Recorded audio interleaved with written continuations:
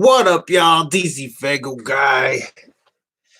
Welcome. I know. I'm sorry. No, I'm not sorry. Fuck it. I'm not sorry. I haven't live streamed in forever. I just shot some fucking reviews, and I don't know. I thought about going live and seeing if you guys wanted to see me edit behind the scenes. Maybe just kick it with the chat for a little bit. I'm not in quarantine. Uh, I've not really been infected or affected, for that matter, by the COVID-19 shit. I actually go to work every day like normal, but Megs is at work today, so I figured we'd do some projects and maybe go live because I haven't gone live for a while. So that is uh, that is the title that I picked for the name of this live stream.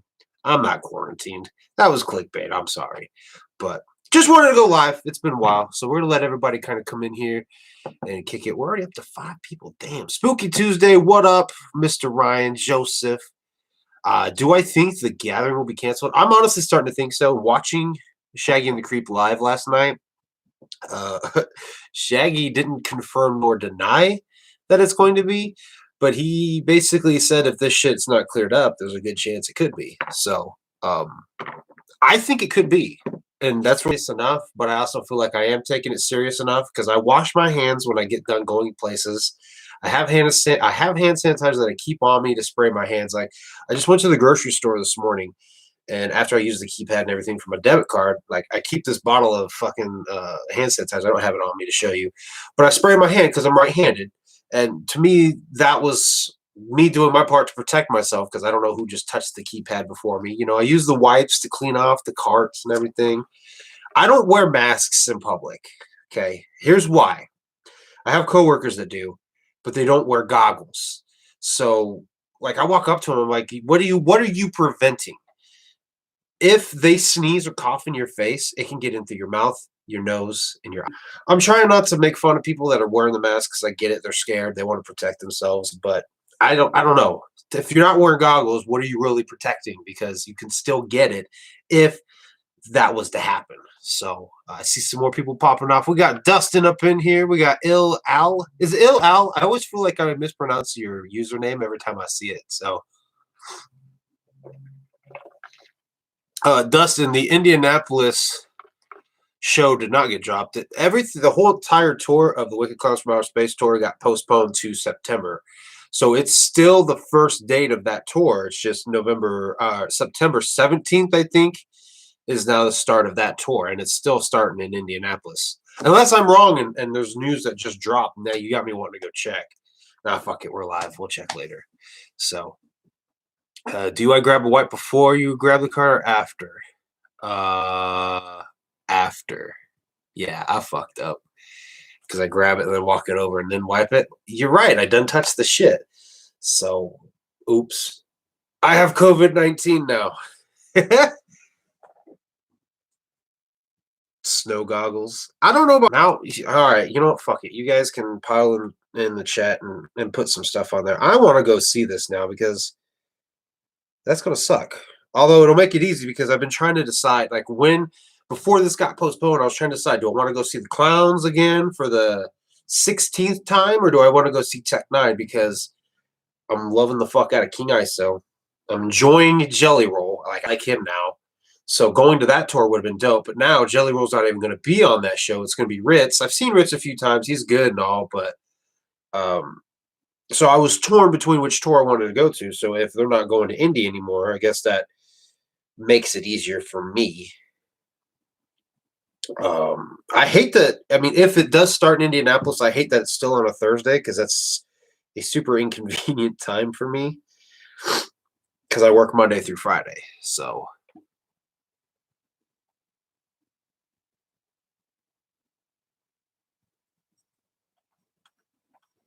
Mr. Ryan, I don't grab carts anymore. I'm a badass. I carry it all in my hand. I've done that a few times, and then by the time I've got like my arms like this, I'm like, I should have grabbed a fucking cart.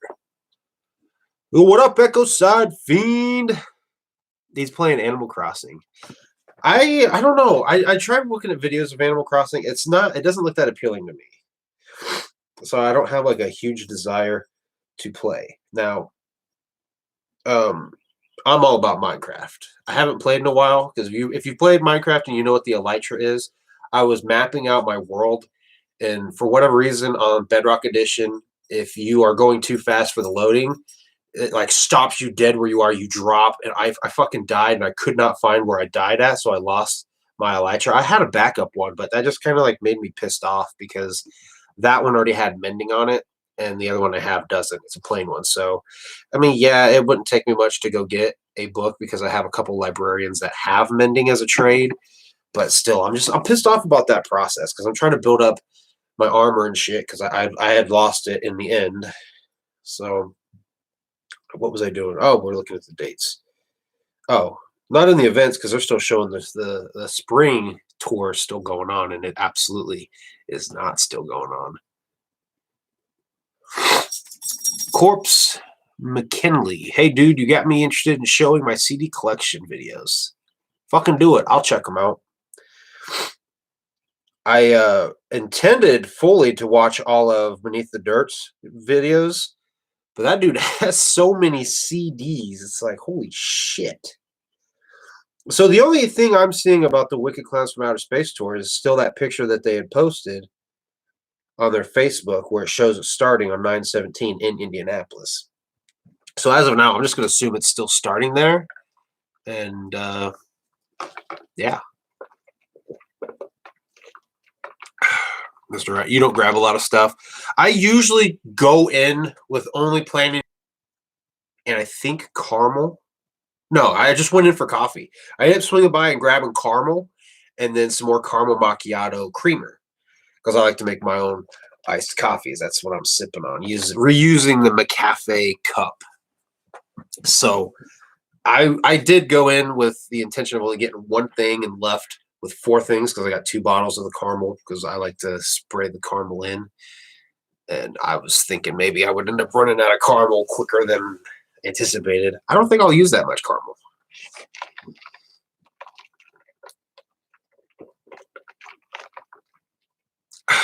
So the thing about Indiana, if you guys live in Indiana, they have that order to stay at home. Ain't nobody listening to it. The company that I actually work for still expects us to go to work, which, I mean, I get it. A lot of places kind of are. I work in a retail store that mainly sells feed and farm stuff. It's a farm store. Where I work at is in receiving. So in an aspect, what I do is essential. I don't really see how our store needs to stay open, but they chalk it up as because we sell animal feed and people have farms, we are an essential store. So that being said, what is the company I work for doing to help out employees that are still going? Not shit. So, I mean, it is what it is. At least my hours got bumped up. If you guys remember my video I put out back in February, balancing life and work, I actually was working 32 and a half hours through there. I am now working 40 hours. My part-time job, the clients that I was seeing, one of them decided to take a month off, understandably. He's older. His dad is older. He wanted to, I lost the part-time job. I mean, I still have it. I'm not getting any income from that job. And I've got more money now coming in from the main job. So everything's kind of working itself out in that manner. But I'm not overly worried about money right now.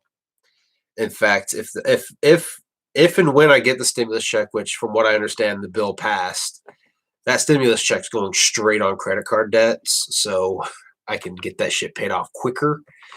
Just because I don't foresee myself needing to stay home and be quarantined. Even if I did, I do have 2 weeks of PTO saved up right now, and I get another 2 weeks in August. So I'm not super duper worried about it because at this rate, right now it's up in the air. And then of course the gathering is still kind of up in the air because we don't know when this shit's going to be over. The things that I had read and seen, they said that this virus doesn't like heat. Heat kills this virus. But on the same hand, you look at Florida, which is already hot as shit there, and they have mad cases of this shit. So I don't think this is going away anytime soon. So I just have that feeling that the gathering might get either postponed or canceled. I don't even know how they would work a festival like that in as far as postponing goes. So, whoop whoop, cactus cock up in this bitch. I'm used to seeing cactus cock, so I won't freak out at your name. What do you want to call it? There's an ice cream place here in town that sells whipped coffee. It was okay. I'm not a huge fan of frappes and stuff like that, though. If I'm going to have coffee, I want coffee like this, either hot or cold. I don't necessarily want it all blended up with ice cream and shit like that. But it's not bad. I'm just not a big fan of slushies, and that's basically what a frappe is, cold coffee drink.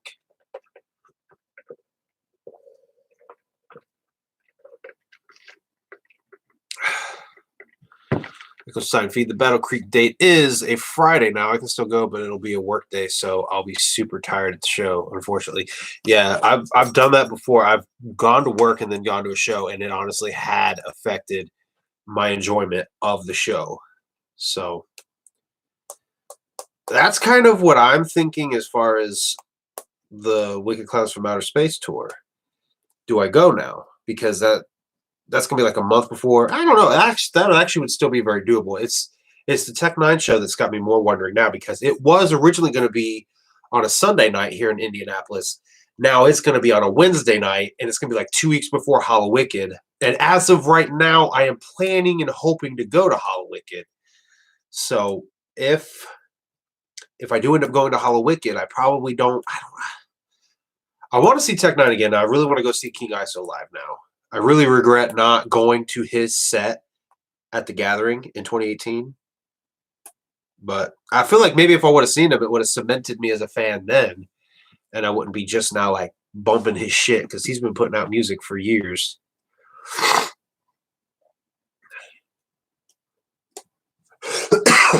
So you guys will hear me cough. You guys can hear me sniffling. It's a cold. I don't have coronavirus. I threw that in one of my videos. I coughed, and normally I edit them out, and I didn't edit that one out. I just left it but put the caption up. You've successfully converted me, Timmy. If I can make it to Hallowicked, I will be at Hallowicked from now on. And really, the Psychopathics from Outer Space Tour 2 now, or Wicked Clowns from Outer Space Tour 2 should end with Hallowicked, doesn't it? That, like, it ends, and then the next date after should be Hallowicked. Whoop whoop, tribes in the house. So, I did want to talk about something. I wanted to talk about Fat or Whack. I'm officially hitting pause on that series.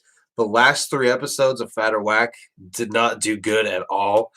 And I know it's not about views, but I use views to tell me if the audience is enjoying what I'm putting out. And the views tell me that Fat or Whack is not being enjoyed right now. So we're just going to kind of hit pause on that and start doing the reaction videos. Cali Green Too Fresh has the first submission. On that episode, then, that's when I will take submissions from everybody of what to go check out. So I thought about actually doing that video today, but I shot my review for King ISO's World War Me and Jelly Roll's A Beautiful Disaster. And I thought about doing like a what you thinking about video, but I said, fuck it, let's go live. With the possibility of editing while you guys are here with me, if anyone's curious to see that process. Because out of all the editing I do, aside from when I edit the green screen, hats off to Brooklyn Minutes. That shit takes time. Because you gotta set up the fucking, like, you gotta render the green screen out, let that load before you can even start editing. And maybe he's got a faster computer, maybe he's got a faster editing program that he uses. But for me, it's like easily 30 minutes goes by before it's done rendering the green screen out and I can actually sit and edit then. So that's, if you guys have noticed, some of the My 2 Cents videos went from having the My 2 Cents background back to just having this black background, because it was like, it wasn't laziness, it was just time. I was like, God damn, this video shouldn't take this long for me to edit. But because of the green screen rendering, it took a while. So we got Craig up in here. What's up? Joker's Gallery, what up? Brandon Dickens, how's it going? I actually did. Hold that thought. I actually did, and the day that it came out, the record store that I go to, they actually contacted me, and I went and got it the same day. But I did pick it up. I haven't even opened it. And the thing about that is the vinyl series, the vinyl reviews that I was doing, I want to do more, but I don't have like the right setup in this office to do them. So I haven't even opened this. I thought about changing the vinyl reviews to vinyl unboxings instead of reviews, just because I don't know. When I do those reviews, I feel like I should be reviewing the vinyl itself, but instead it's just me showcasing what comes in the vinyl, what the vinyl looks like, and shit like that. So I was kind of like, well, maybe I can start doing unboxings instead, but because I don't even have my record player set up, it's up in the closet right now back here, and all my vinyls are just kind of chilling in the case. I did get the Fearless Fred Fury vinyl. I got the Flip the Rat vinyl. I got the Shaggy Fuck Off vinyl, and I haven't done any of those reviews. They're just steady chilling with the rest of the vinyls. So at this point, I don't know what's going to become of that series, just because I'm falling behind on all these new vinyls. So if I review them now, it's kind of like most people probably already know what comes in them. And the whole point of that series was just to show you what you get when you get the vinyl. That was more or less it. Just to showcase it. And if I wait too long to do these reviews of what's going on with the vinyls, I'm still picking them up, I'm still buying them, but they're also expensive too. And like I said, I've got medical bills that I'm trying to keep paid off. So I'm not going gung-ho on keeping up with all the vinyls either. Thankfully, they haven't been like, this month we got this one, this month we got that one, this month we got this one, you know? So, ooh. Tribe with that $5 super chat says, gotta bounce. Much clown love, everyone. Stay healthy. Definitely. So, thanks for kicking it with us, Tribe. The Shining. Oh, yeah, I got The Shining as well. Yeah. The Shining, that was the one where I was so like, I wanted to get the vinyl series back and going, but I don't have the setup for it. And so I was going to have to do something different. And that's kind of where I was like, well, maybe we should just do unboxings. So I don't know if you guys would like to see unboxings instead of the actual reviews. We can do that. That way I don't have to play the record for you guys. I'm just showing you what's inside it. It would just be me come home, peel the plastic off, open it up, and more or less give like a reaction to the vinyl itself in a way. So, hello, Frog Legs. It's going good. Chilling. It's Saturday. I'm not quarantined.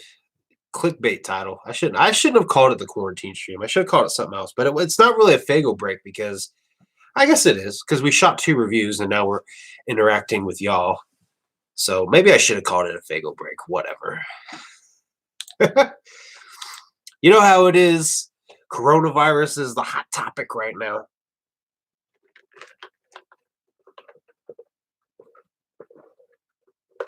Right. Craig says, just chilling, not much else to do with all this COVID-19 nonsense going on. Trying to keep busy to keep from being bored. That was also kind of why I figured maybe I would stream, because I don't know what everybody else's situation looks like. So I figured if I went live and I did edit, you guys would have something to watch. Wash your hands frequently if you're going out. If you're at home, you don't have to wash them so frequently. Just whenever you wipe your ass, definitely wash your hands, because you're literally sticking your hand between your ass cheeks. So wash your fingers. Let's see if there's anything else I missed in the chat over here.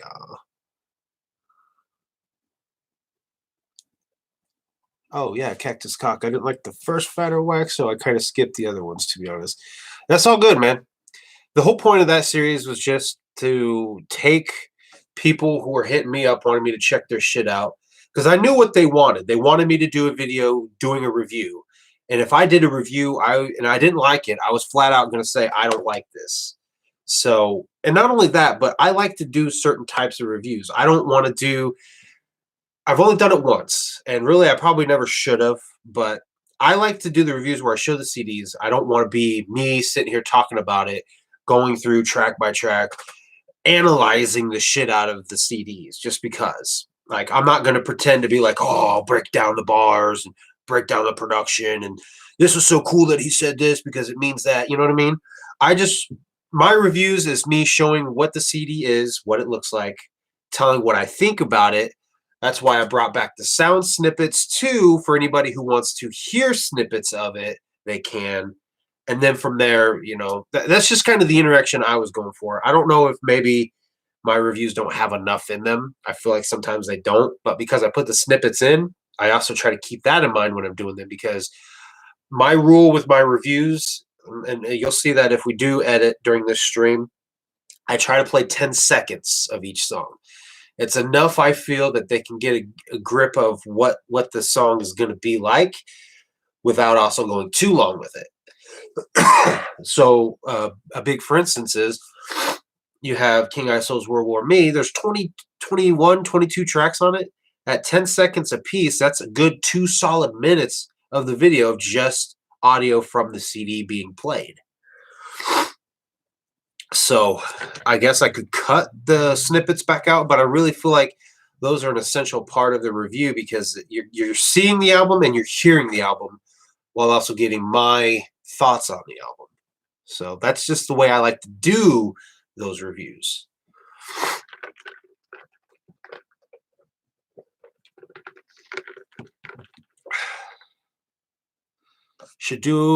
I should make an updated rank of the albums one day when they finish the next deck. Definitely will, because they'll probably move each other out of the way. For instance, and I can say this now because the album's been out over a year, Fearless Fred Fury has moved itself up a notch as far as what albums were my favorite.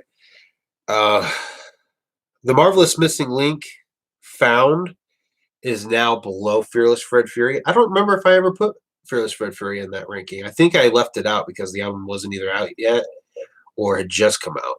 I don't remember when that video came out.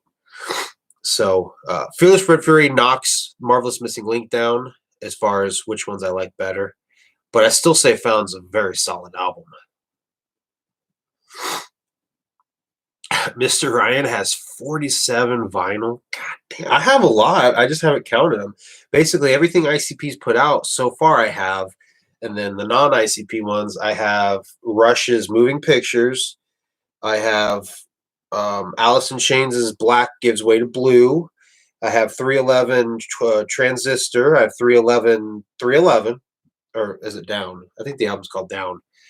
I have Fleetwood Mac's Rumors. I have Metallica's Metallica album, or the Black Album as it's called.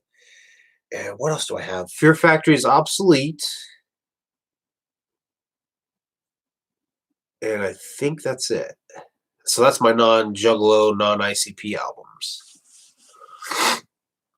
And yes, I definitely agree. Make a series showing your vinyl. People like collection videos. They really do. I don't know if it's because they like to see something they're missing or what, but anytime I put out a collection video, they always do good. And yeah, and you can show them one by one and show what's inside. But that was how I got inspired to do it, was watching Big Nick do it. I was like, this is actually a cool idea, because what if people don't know what the vinyls look like and they're kind of curious? And there was nobody else doing them but him. And I don't know, maybe I stole a spotlight from him when I started doing those. I hope I didn't. But he also did non-Juggalo stuff. So I felt like maybe if I could just focus purely on Juggalo stuff, because in the beginning, I had no intentions of buying any other vinyl besides Juggalo shit. And then I started buying Juggalo shit. But the thing about vinyl is, if you buy an album on vinyl, it has to be an album that you don't skip a single song on, because obviously you can't just easily push a button and skip to the next song. If you're going to skip, you got to hit a button to pop the needle up, bump the needle over, make sure you get it just right to drop it back down on the next song. So it's not like a quick skip through albums. Vinyl is something you're going to want to put on and just listen to front to back.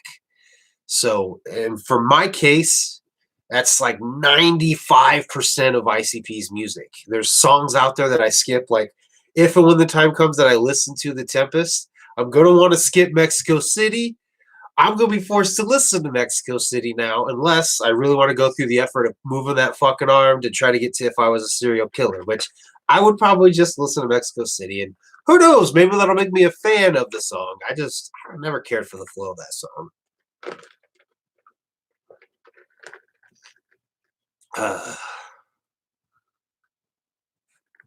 What am I missing here about Craig? Was watching a video from a TV show, The Dark Side of the Ring, featured a wrestler named New Jack that I was a fan of. Interesting documentary of him and his career. Then again, I watched him back in the day, so know most of it anyway. Not too much about I didn't already know.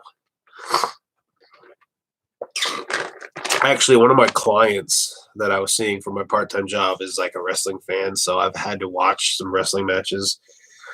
He goes to the local library and they let you borrow movies, and one of the ones he gets is a lot of the, I think it was one of them was WrestleMania, I think, and then the other was Survivor Series. I want to say from like 2016 or 17, maybe. I don't know. I watched Vinyl. I'm reading the chat and saying Vinyl. I watched wrestling for a short minute. I mean, I don't hate it, but I don't like it, if that makes sense. I could sit down and watch wrestling and be okay with it, but it's not something I sit down and that's my preferred what I want to watch. So that's good to be able to have that.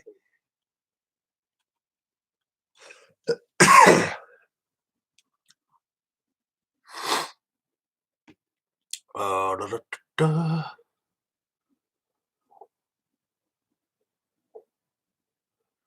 Last ICP album I bought recent was Supervillains on CD. Last Twisted was the 20th anniversary edition of Most Tasteless. Got that off eBay. My first Juggalo collection vid did almost 2,000 views. Me updated one is almost at 600.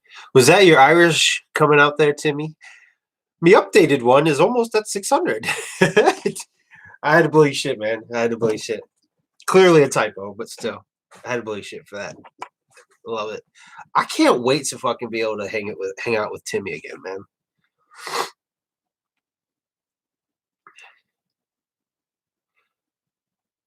man. Joker's Gallery, right there. You should do an ICP shirt collection video. I actually had somebody ask me years ago to show my shirt collection. So it was always one shirt was in the hamper dirty, one shirt was being worn by me, so I never really had all the shirts available to show them all at once. And I was like, oh man, when we moved out of my apartment last year into this house, I was like, this would be a good time to do this because I could just show the shirt I'm wearing and show all the shirts that I have packed as I'm unpacking. But I never did do that video. I guess because nobody else really commented saying they wanted to see my shirt collection, so I never really did. But I think that's a good video to do in the future because I know I got a lot of shirts, but I know Timmy's got a shit ton of shirts.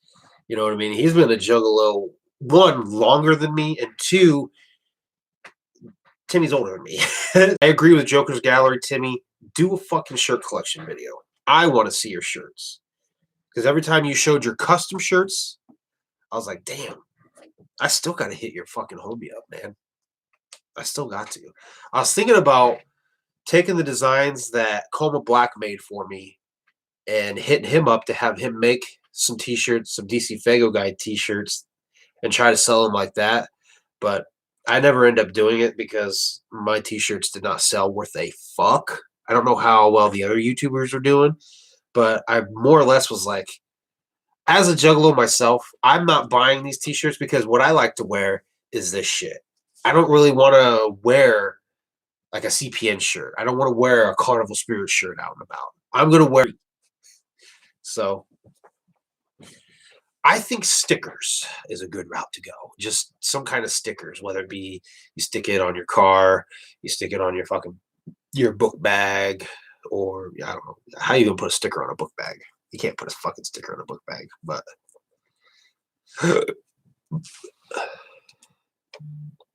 just listen. I've listened to Mexico City. I just don't care for it. I don't really like it. So it's not that I haven't listened to it. I just don't like it. Because I've probably listened to it a good 2 handfuls of times. However many a handful is. Like 10 solid listens I've given to Mexico City. It's just not been my favorite. All right, Cactus Cock, take care. Thanks for tuning in.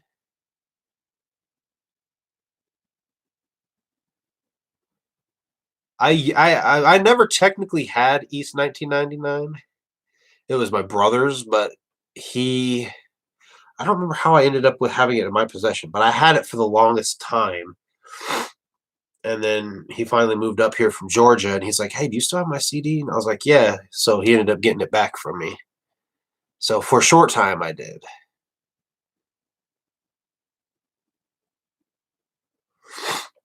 Oh, hey, today's WrestleMania, isn't it?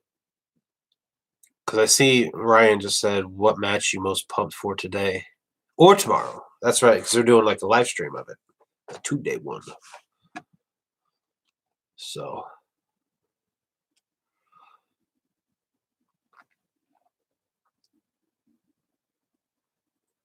handful is 5 unless you get some maybe. So yeah, a good couple of handfuls of times I've listened to Mexico City. I really should open that Tempest vinyl and peep it out. The shining was really fucking cool. I've yet to dig out my black light and turn it on because black lights will make any glow in the dark shit glow. But again, my black light's not set up. Actually, I can't wait. We're not going to be living here in this house for too much longer because Megan's dad is building a house that's almost done. And when he's done building it, we're going to be moving into the house that he's in now. So my hope is to have a dope setup once we get there because I'm going to be putting my posters and shit down in the basement. So, and there's some beams around that I could have probably um, easily mounted black lights to. Joker's Gallery hasn't seen The Shining or The Tempest. Well, The Tempest I haven't opened yet. The Shining, I could probably dig The Shining out. Ugh. God, that's heavy. Ugh.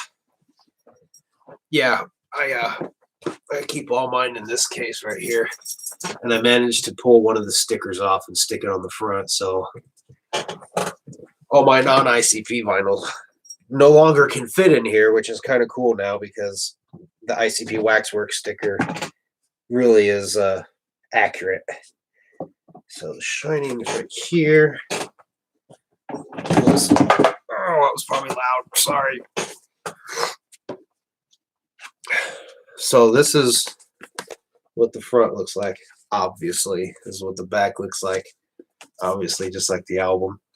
And then when you open it up, this is what everything here looks like. And let me pull one of these out. I thought this was pretty dope. I thought it would look awesome on the turntable with the black light on and it glowing. The Generation Nightmare and Terror War are the 2 dopest vinyls I've seen yet. Oh, well, I'm gonna say this probably isn't gonna look all that dope then because it's just plain white. It just looks like that, but it'll glow in the dark. So to really get a cool badass feel to it, you're gonna have to have a black light on, or shine a fucking flashlight on it for like 10 minutes before you play it, and then turn off the lights. But what would be my favorite vinyl so far?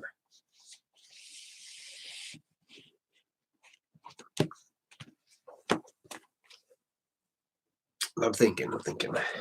I don't know what my favorite would be so far that they put out. Maybe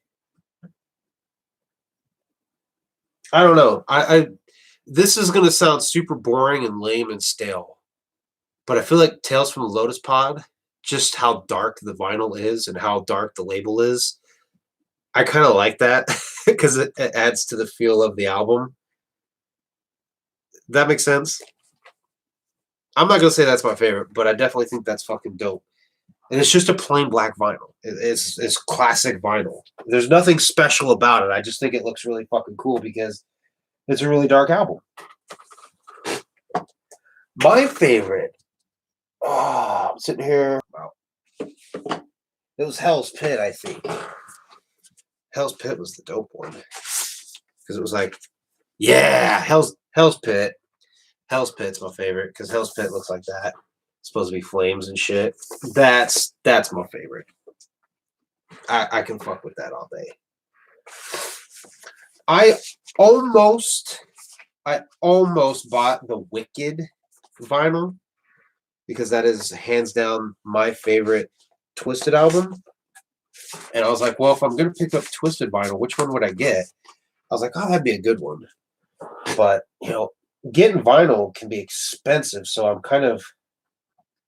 iffy on what I want to buy. The ones that I have that are not ICP were Impulse that they had at the record store. Because I almost bought a couple Tech 9 vinyl as well. I went through this phase after I first got my turntable where I was like, whoa, I want to get this album on vinyl, or oh, I want to get this album on vinyl.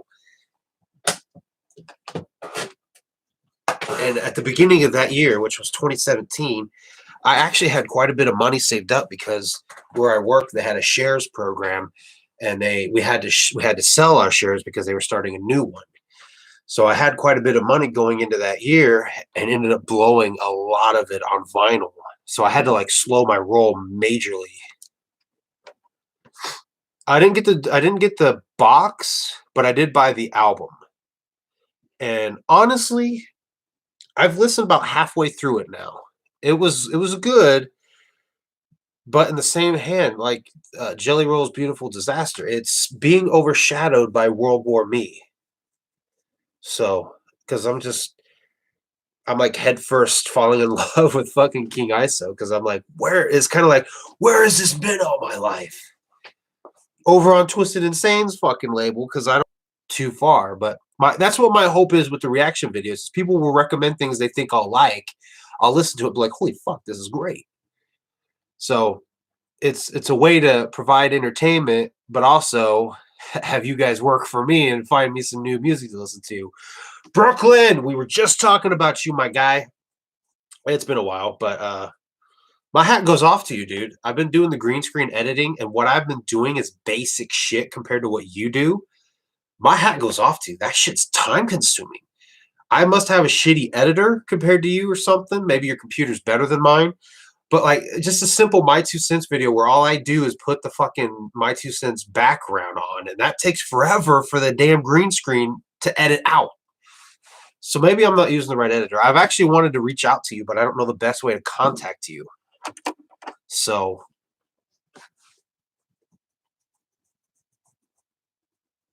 because there's some other shit I was wanting to talk to you about too, but we're not going to talk about it live. So that being said, hit me up. Because I know we have each other on Facebook, but I think I've messaged you in the past. And I don't like Messenger. Messenger doesn't always send the message directly to the people like it probably should. So, perfect. That sounds perfect to me. I don't really own any Buckshot albums. The only thing I have from Buckshot is what he's done with Underground Avengers and Boondocks. So the Hell's Kitchen and now the Paradigm Shift. I'm not a big fan of Buckshot's flow. Flow is my big thing. I'm all about flow. I was talking to a guy at work about this yesterday. It's got to have flow. Buckshot is trash. I wasn't going to say that. Just not my preferred thing to say when I say I'm not a big fan of it. It's just not my cup of tea.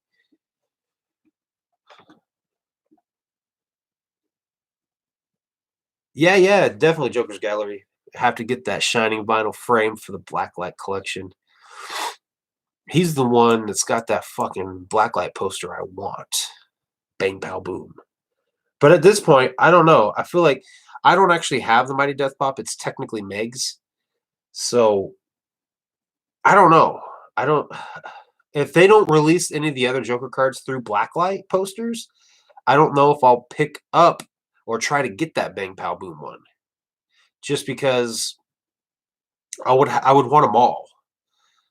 But from what I can tell, I don't know if he's released any more. There was that one Carnival of Carnage blacklight poster that popped up on Amazon. It was actually the Tom Wood version, but I haven't picked it up yet either because one, I've already got the first set of Joker cards on blacklight poster, and unless they release the rest, I don't want to have one and not the rest. So if they release the rest of the sets through the Tom Wood art, definitely going to pick them up. I'll probably stop at the Wraith and wait and see and make sure that he does the second set before I proceed.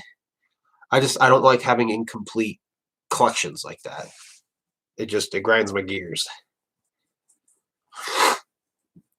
Buckshot slaps.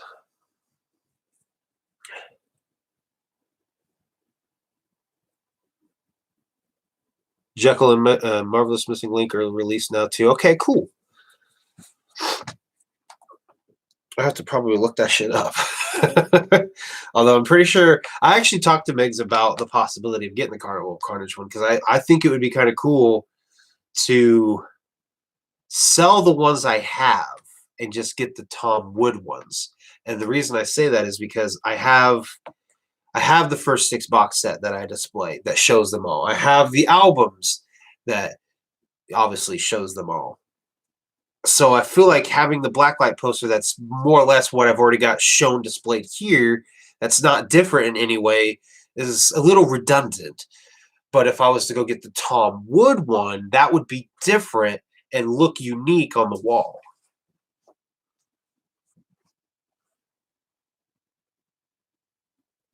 Oh yeah, so you sold. Oh damn, you sold the Bang Pow Boom one, and you didn't hit me up. As much as I'm blowing you shit about it, no, I'm just kidding. I'm just kidding. I just got done saying I wouldn't want it. But yeah, when thinking about how to pay off my finances, I actually told Megs that I was toying with the idea of selling my blacklight camera back. This is where my fucking posters are right now. Yeah, that's a miss. Yes, that right there. So, and that's what I told her. I said they're not hanging up. They take up a bunch of wall space. I don't know. I've toyed with the idea of selling them. So I have not picked up any more Esham. I liked what I heard on Acid Rain, but I'm super distracted with other music.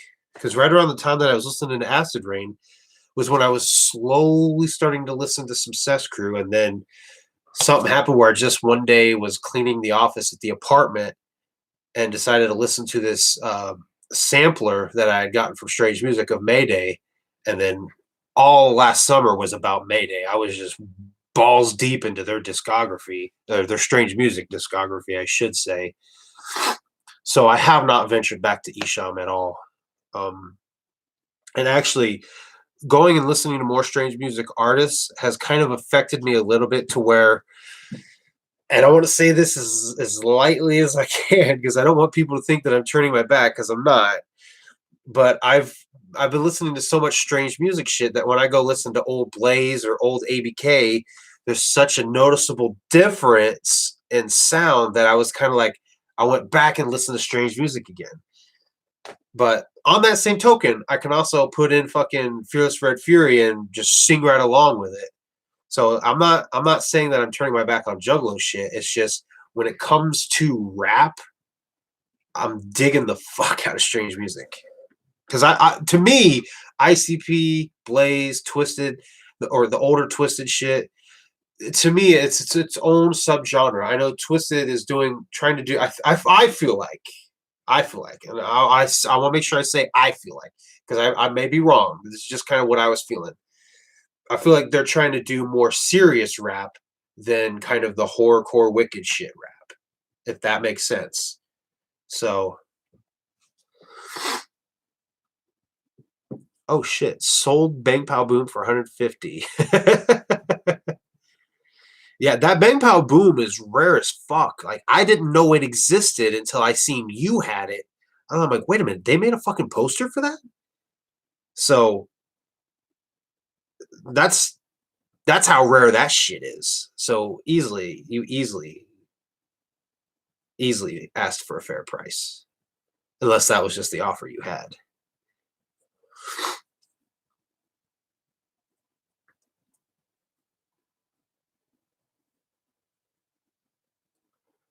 If I do pick up, kill the fetus and close casket. Okay. I've actually heard people say close casket was a good one. So I assume someday I'll get in the right mindset, in the right mood to listen to something new and pick up some Isham or listen to some Isham. What was the one? It was the one he had off of Scribble that played, and I actually really did like it. It's one of his newer albums, I think. Scribble is, isn't it? I gotta look the song up now because it's gonna drive me crazy.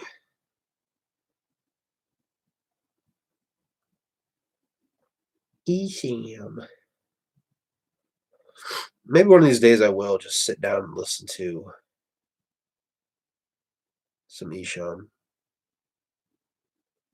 Dogma. That was the song. I did like Dogma.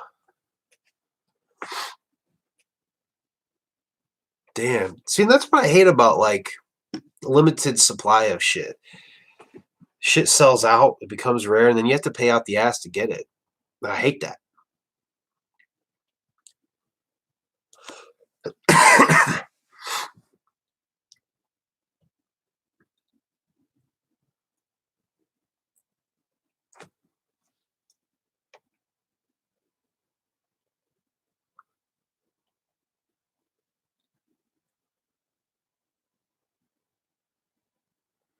See, that's the okay, right there, Craig. That's the other bad thing about Isham, and he said this at the gathering this last year that I'm not even gonna try to paraphrase him, but basically he only does digital releases.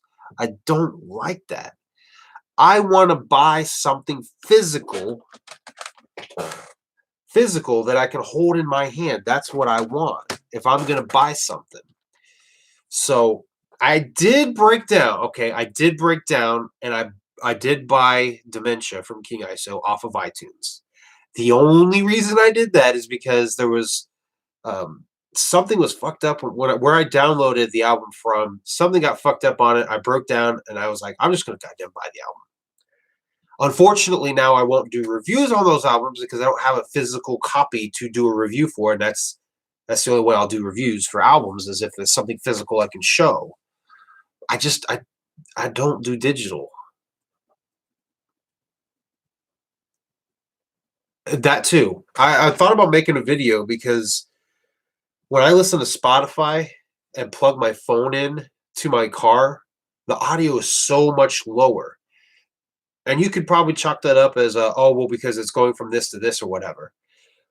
But no, it's just not the same. Physical all the way. Because actually, even more so, the digital copies that I keep on my iPod, because I usually listen to my iPod in my car. I went from listening to a Spotify on my phone to listening to my iPod to straight up putting the disc into the CD player in my car, and the CD player sounded the best. Which I would never take my CDs and keep them in the car, just because like Meg says that I need to like do more with them because all they do is collect dust. I told myself a long time ago, and I'm actually super proud that I accomplished these goals. To me, I accomplished it. There's a few albums that I could go get, like Basement Cuts and Dog Beats, but a goal I set like fucking 15 years ago was to own every ICP album and to own every physical episode of Dragon Ball Z. So I've accomplished those two goals. I'm happy with it. And from people, like they were like, "Oh, you guys like ICP? Here you go." They'd give us a copy of Amazing Jungle Brothers, all scratched up. So half the songs skipped, you couldn't fully enjoy it. So back then I was like, I'm going to buy every album that they have. I'm going to burn copies of those albums. And then at the time, MP3 players were sort of new-ish. I was like, and keep some kind of a digital copy of them. And so that's the way I do it. As soon as I get an album, it goes on iTunes, it goes onto my iPod, it goes on the shelf. And I like almost never take it out again unless for whatever reason it got deleted off my computer and I have to re-upload it to the computer. But that's how I am. No digital, all physical. I've heard of Low Key. I haven't listened to Low Key. He's like horrorcore, isn't he? Like full on horrorcore.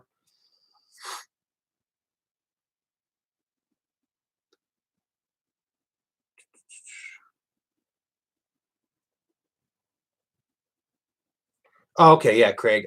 That's probably what he said at the gathering.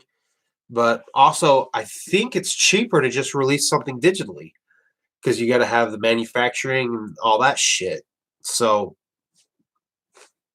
I just prefer to buy something physical.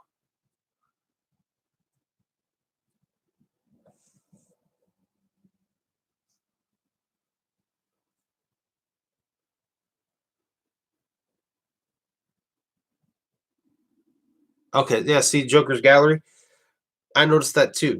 Like listening to Fearless Fred Fury on Spotify versus when I got the CD, the sound was so much different. And even rest in peace, the homie DJ Run for Cover of Tales from Lowe's podcast said the same thing. He said when he listened to um, Nobody's Fault, he didn't like it at first, but then he re-listened to it, not on Spotify, and he said it sounded so much better. And that's just another prime example. Stonehenge, what's up? You didn't miss a lot. We talked a tiny bit about the fucking pandemic.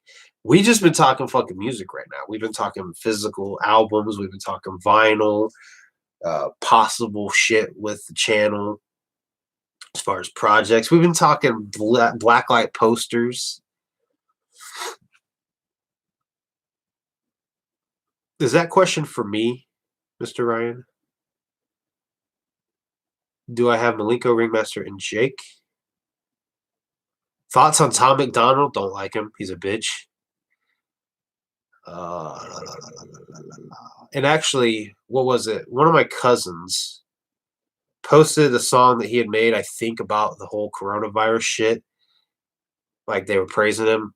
And then I just commented on it. My dislike of Tom McDonald won't let me listen to the song. I was like, nah, I don't, I mean, it probably had a positive message to it. And I was just like, nah, I'm good. I'm good. So,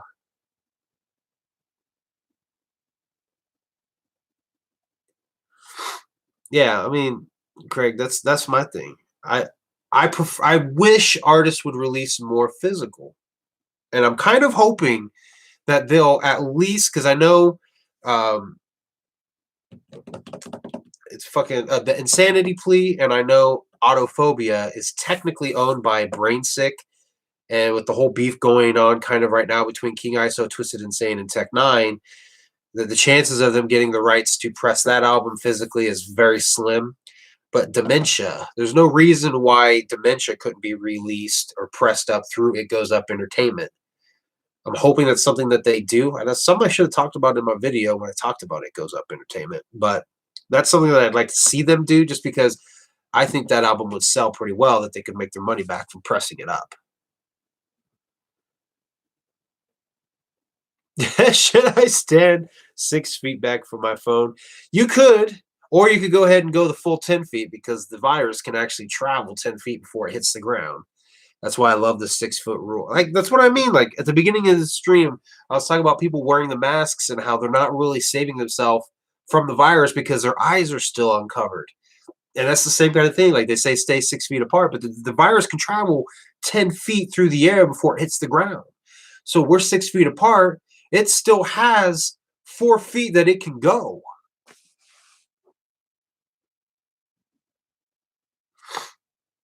Those old school posters are actually pretty badass, but kind of this, I have so many posters that are just not hanging that I think I'm probably just going to just get rid of all my posters because maybe not, maybe not. But on the same token, maybe so, because when we move to the new house, I'm going to be in the basement, and there's really not a lot of wall space in that basement. And that's going to kind of be like the entertainment room. Like we've talked about putting games down there. There's a pool table that's down there. That's where we shot the "If We Were in a Gang" video 3 years ago. Like what the walls look like. There's not going to be a ton of wall space in that basement, and that's just pretty much where the quote unquote office slash entertainment room slash game room, whatever you want to call it.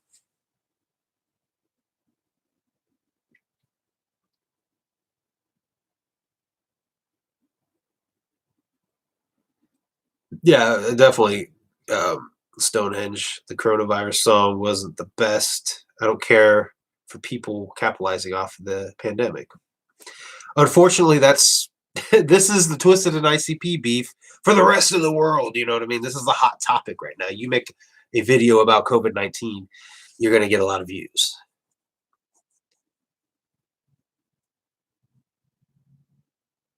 Go for 500 a set. Wow.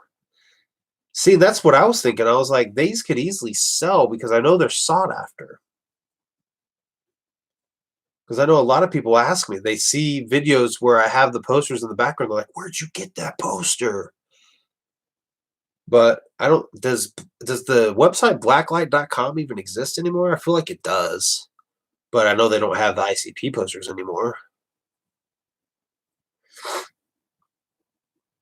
So what you're saying is I could easily sell these posters. I think I paid $10 originally for them plus shipping.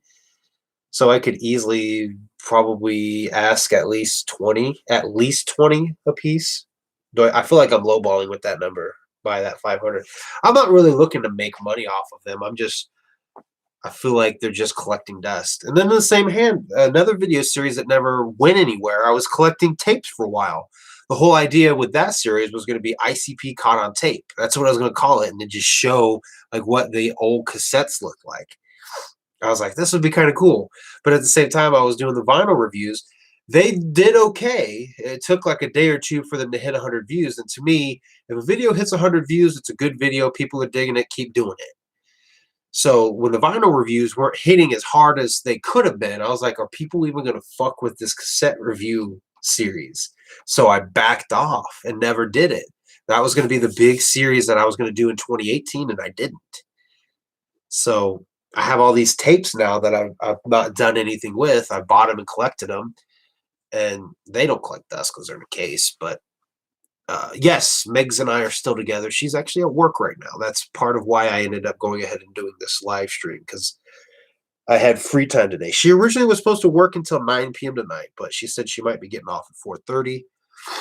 So that being said, I feel like I need to go edit my reviews because I'd like to have the reviews go up this weekend. Nah, I'll make the review go up Monday because I think she's got to go to work again tomorrow for 4 hours. That can be when I edit.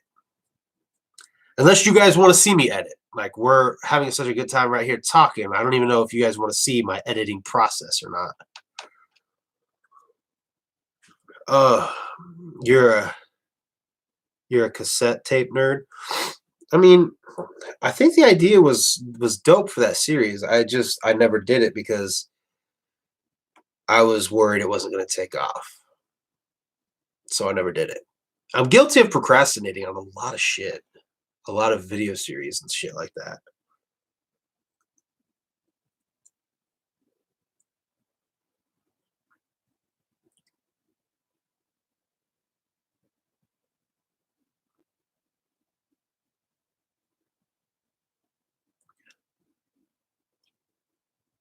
Whoop whoop! Corpse McKinley's back. Did you go somewhere? Or did you come back, or have you been here all along, just quietly watching?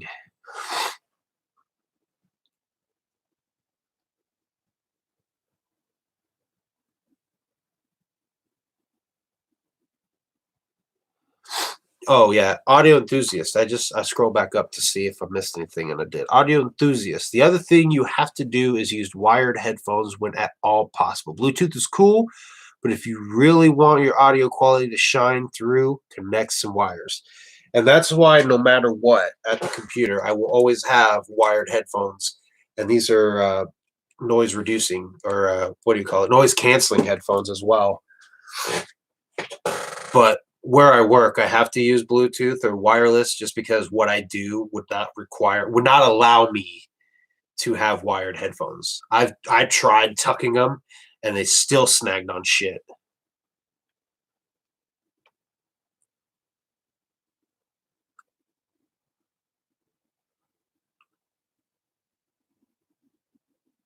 Oh, I get you, Corpse. I've done that too. I've started many of times I've started watching Tales from Lowe's podcast and or CPN and ended up closing out to go watch something else and then come back and check on them.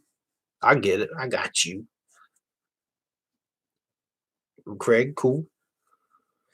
Family situation. Hopefully not a bad family situation.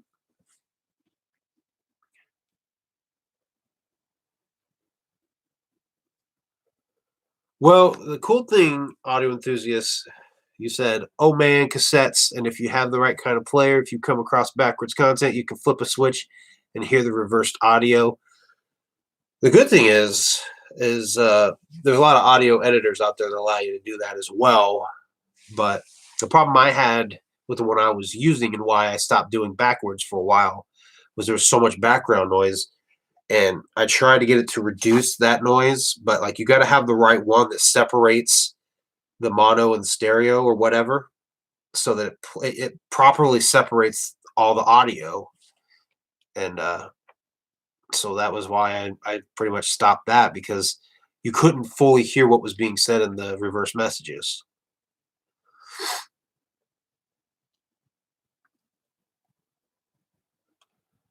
Oh, come on, Stonehenge. You gotta be kidding me, man. That goes for game console controllers too. Dude, I remember the first wireless controller I got for my PS2. I was like, yes, no wire. Just because I always hated having to sit so damn close to the TV, never comfortable because I'm a big guy. I never had comfortable chairs to sit in. I am not into death metal at all. There's a little bit of heavy metal that I like, or like industrial metal, mainly Fear Factory. I like a little bit of Slipknot. Their first two albums, I don't really care for because it's too bang, bang, bang, bang, bang. You know, kind of in the same way that rap, I have to have good flows over the beats. In the death metal, I like rhythm. So like volume 3, the subliminal verses of Slipknot, a lot of people don't like that album, but that to me is their best album because that's the album where Corey Taylor sang his fucking ass off, and that's the kind of shit I like. That's the shit that Burton C. Bell does in Fear Factory that I like. The singing, vocalizing, not just all bang, bang, bang. Rah, rah, rah. I can't get into that.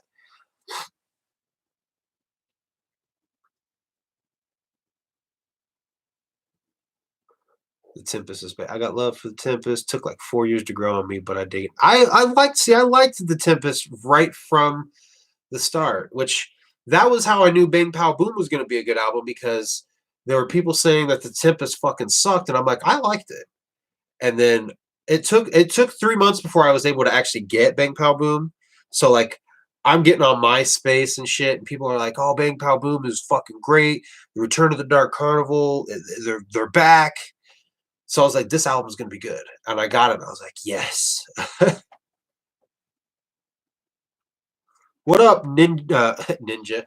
What up, Nintendo fan guy?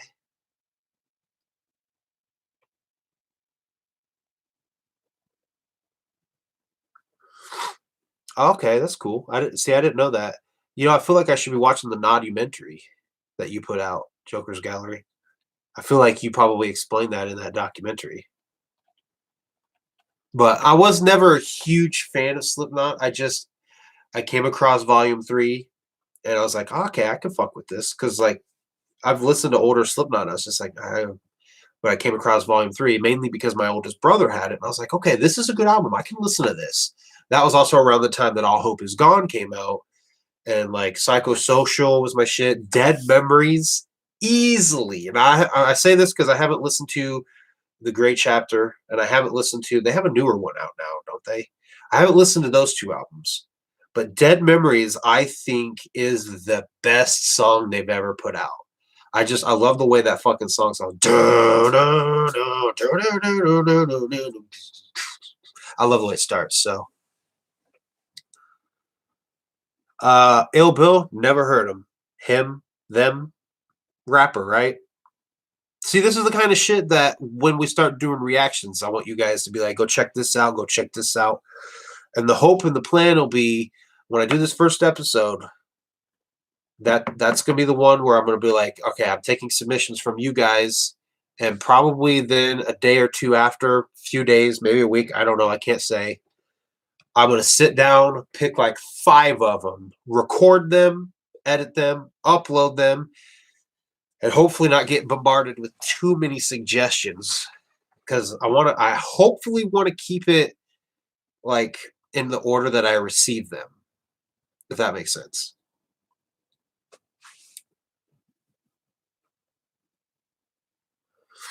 What up, Ruben? Ruben Ortiz. I feel like, are you related to or are you Hatchet Reviews? Maybe Stone Sour or Slipknot. I haven't listened to a ton of Stone Sour. I have listened to what's the name of the one album? Fuck, I don't know the name of their albums off the top of my head at all. Their first album, I think, was called. Name the albums for me. That way, I know. I can tell you which ones I've heard because I'm totally blanking on it. Peep out Unsainted from Slipknot's new album. It's got some good melodic dynamics. I I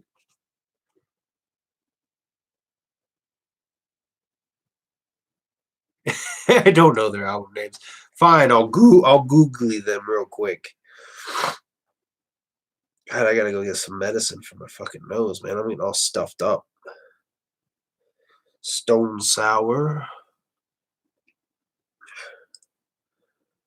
Discography. Here we go. Okay, so Stone Sour. I thought their first album was self-titled. So I've heard some of Stone Sour, and I've heard quite a bit of Come Whatever May. So Bother is a really good song. I can say that. I'm gonna say I like them equally. I like Slipknot and Stone Sour equally. There you go.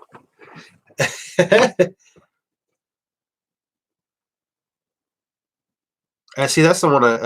Nintendo fan guy. That's the one that I just couldn't get into.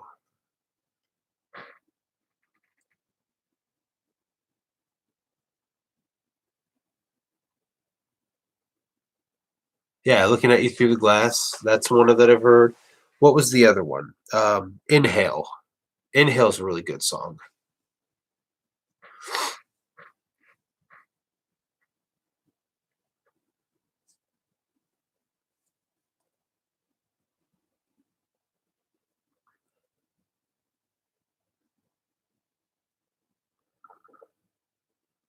Yeah.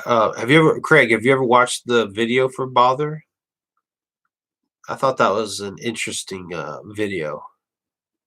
And I'm not easily impressed by music videos anymore. I feel like music videos are just, I don't know, pointless, I guess, if they don't kind of tell the story to the song.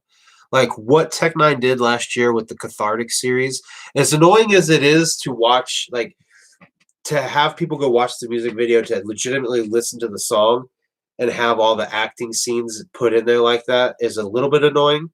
But I like what they did with that series because it told a story through the songs, and I was like, okay, this is cool.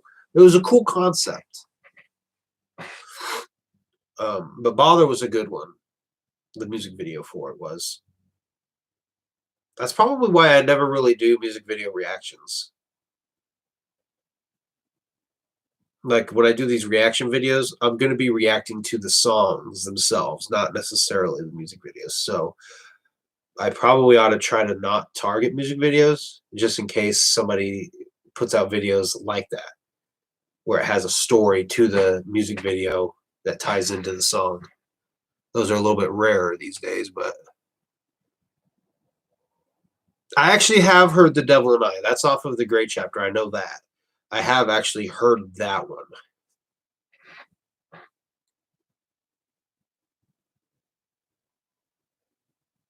Did I ever check out Mate, Feed, and Kill? Mate, Feed, Kill, Repeat by Slipknot? I have not. That must be off one of their newer albums.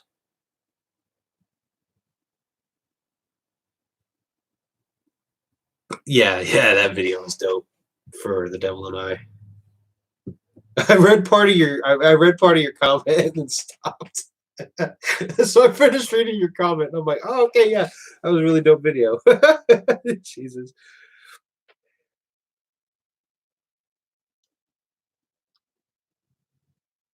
What do I think of Maiden Book of Souls? I've never heard of it. See, this is what I mean. Like, I've got to fucking expand my horizon. And you guys got to be the way that I do it because you guys have so many suggestions. Like Cali Green Too Fresh. I know if me and him was to ever meet in person, that's one person that I know I could sit down with and he would just listen to this, listen to this, listen to this. Cause like he has such a knowledge of underground music. It's insane. And I feel like Bone from Beneath the Dirt would be the same way. Like watching his episodes, there's like he talks about artists I've never heard of. What is your favorite fucking flavor of Fago? Well, my favorite flavor of Fago is cotton candy. My favorite flavor of fucking Fago. I've never had fucking flavor before. I've never had fucking Fago before. I feel like there would probably be a little bit of a taste of ass, dick, and balls in that flavor. So I probably wouldn't enjoy it at all. Oh, Iron Maiden. Okay, I've actually never listened to Iron Maiden before. That might make people a lot of people out there go, "Oh!"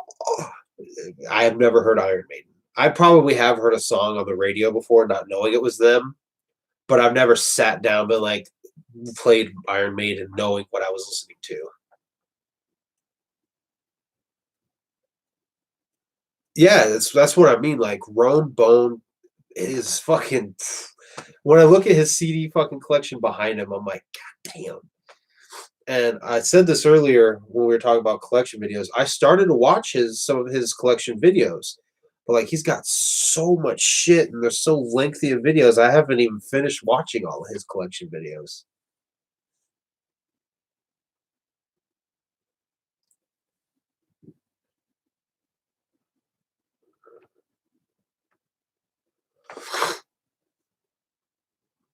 I would know those songs, possibly.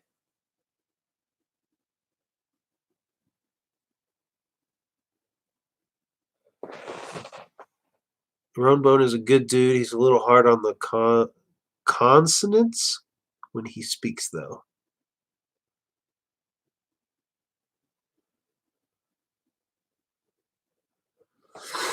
More of a old school hip hop fan. Ice T, Ice Cube, NWA. I can honestly say I haven't. I honestly haven't listened to a ton of old school hip hop either. I've heard the most Ice Cube that I've listened to was West Side Connection. If that tells you anything, the song that Bow Down is on, to be exact. I don't even know the album name. But if I listen to rap, if I listen to any kind of hip hop, there's got to be flow on it. I don't like it when they ramble over beat. I can't do it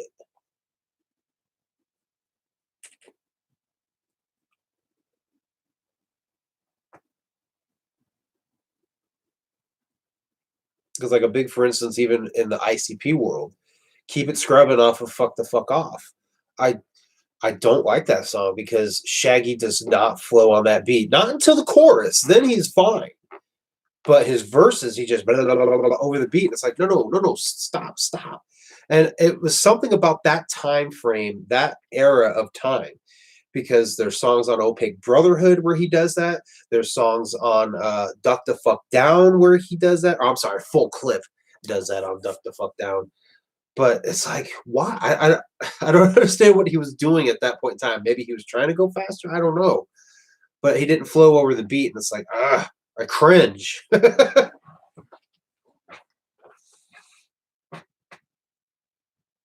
What up, Danny boy? How's it going, man?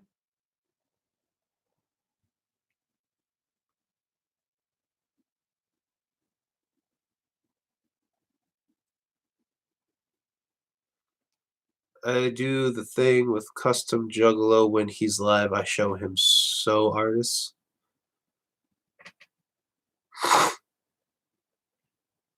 I honestly don't know who Custom Juggalo is. Is that actually? I was wanting to look into this. Custom Juggalo, isn't that the one? Trying to think who he used to be go by. Green ICP a long time ago. He was the one that was like attacking everybody on YouTube at one point in time, wasn't he?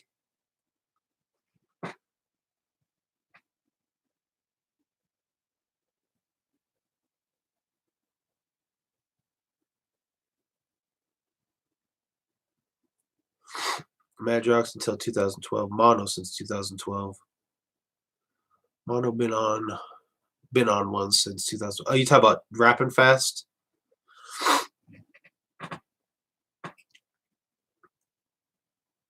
I know Madrox used to be the fucking fast flower for the longest time, and then out of nowhere, here came Mono. Like, I can fucking do it too. That's why I always felt like for years, like Tech Nine should have done like, and he still could.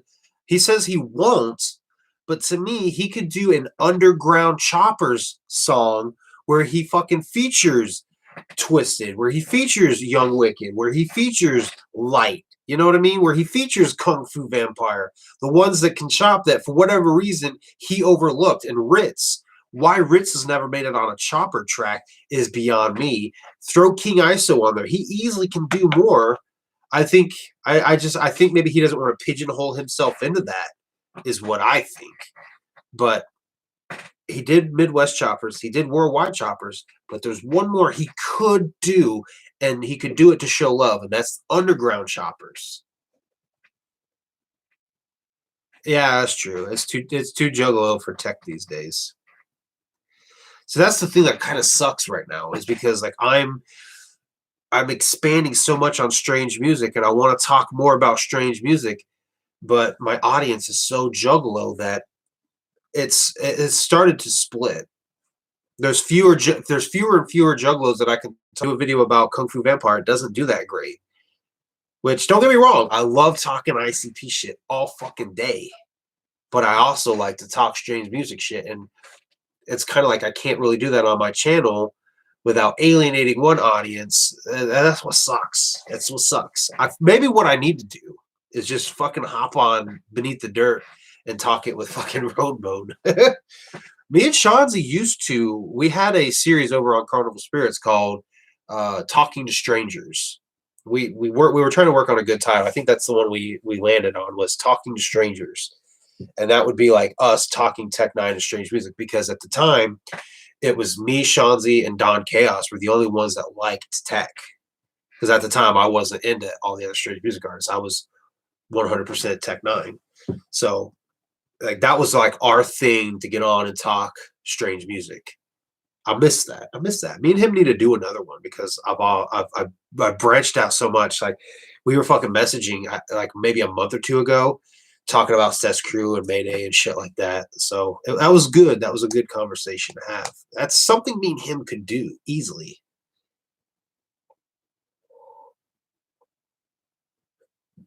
Stonehenge. I agree with on what you're saying about Ritz. He was harder to get into because I felt the same way. A lot of his songs, his flow is kind of the same. Aside from his album Last Call, he sang a lot more in that album, and in my opinion is the best album he's put out so far, because it was different. He was doing something different in that album. So the other thing about it too is listening to Last Call. When he sings, he fucking gives me Phil Collins type vibes. Like, is this motherfucker related to Phil Collins?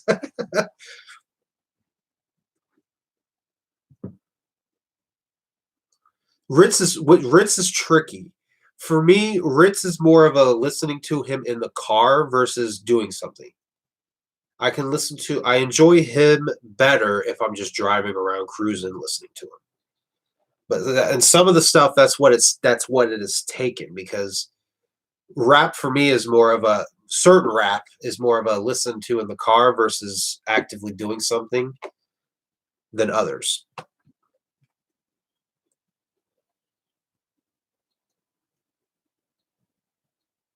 Okay. I feel like I think that Mike, I think that's his name, right? Mike Sears, I think is his last name, from Speaky Clout. I feel like he doesn't like me at all because of the fucking shit. The videos that I was doing 3 years ago about the whole Twisted beef, I know he was heavily on Twisted side with that shit. So I feel like maybe I didn't give him the best impression of me, but that was just a bad year. You know what I mean? Because like as the shit was happening, I was making the videos as it took months of feeling so many different feelings about that whole situation to be able to just step back and realize like it's okay that they're not cool with each other anymore. It's okay that they're not going to fuck with each other anymore. You know what I mean? It took me a while to let go of that. And I think that's why a lot of people still haven't let go of it, is because I don't think they can fully accept that the ICP and Twisted bromance, I'm just going to call it I feel it is, that bromance is over. So everything's kind of changed from what we've known for so long. So where was I going with what I was saying? Oh, so I feel like in making the videos that I was making, I feel like he felt like I was purely just a juggalo listening to juggalo music, and I couldn't see the other side of the fence. I don't know. That's all purely speculation on my part.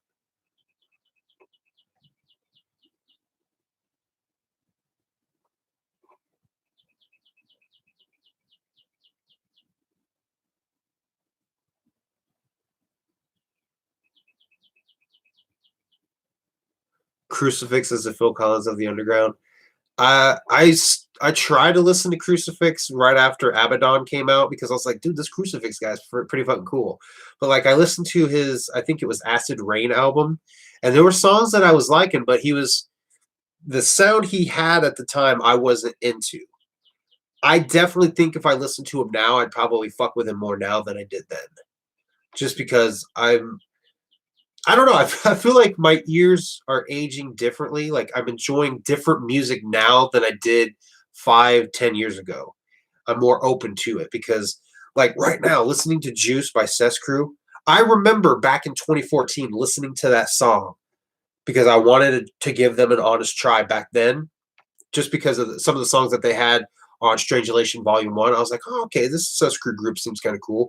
So I went and listened to Juice and Seven Chakras. Seven Chakras I liked, but Juice I was just kind of like, I don't like their flow. But now I'm like, dude, these guys fucking flow like monsters. So it's weird. I feel like my hearing with music is changing as I get older. My taste in music is changing as I get older. Not the musician, the actual food. I'm talking food here. So in the same way, as I'm getting older, like I'm enjoying different sounds of music in the same way that I'm enjoying different flavors. Stonehenge is all good, bro. I know Runebone doesn't care for me too much. I mean, I know you said in some of my videos that you feel like Runebone is very what'd you say? What was the word you used? God, I don't fucking remember what you said, but you basically had said that he was in favor of Twisted more. I'm just gonna say it like that. I'm gonna paraphrase it like that. And I remember I commented and said I remember a certain ninja that was that way too, because I remember when I first discovered you, you were very, very heavily a Twisted supporter. To pretty much to this point, like now, if I disagree with somebody on certain topics when it comes to Twisted or ICP, I don't vocalize it as much, just because we got to allow people to have their difference in opinions and it not turn into a fucking fight. Because that's just so how fucking fragile this goddamn situation is between MNE bias. That's what it was. Well, I wouldn't even say MNE bias because I think he's very heavily into um, underground shit. So where the fuck was I going with that? See, I'm starting to feel like shit because my sinuses are all fucking plugged. I'm losing my train of thought like that easily. Just choo-choo, goodbye. But yeah, I don't feel like he's so much MNE biased. I think he's not happy with a lot of the shit that ICP's doing. And so maybe that's where he feels about it. I don't know. I can't speak for him. You're saying when you say you feel like he is MNE biased, but people think that I'm ICP biased, and I'm not. I fuck with every other artist except for Lars. I haven't listened to Lars. I don't like Gmo Ski anymore, and I don't like Twisted. That's it. Everybody else on MNE, I still fuck with. I'm not like boycotting them. I'm not like fuck them guys. I'm not on any of that type of shit. So I think I think I want to change the topic. It's easy to go down a very bad rabbit hole on that topic.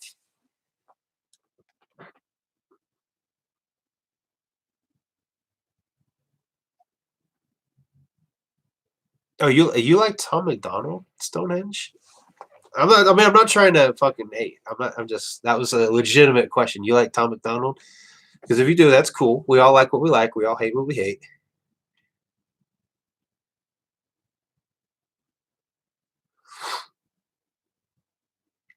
I know. I know Mike's very heavily into like hip hop. He's a hip hop head.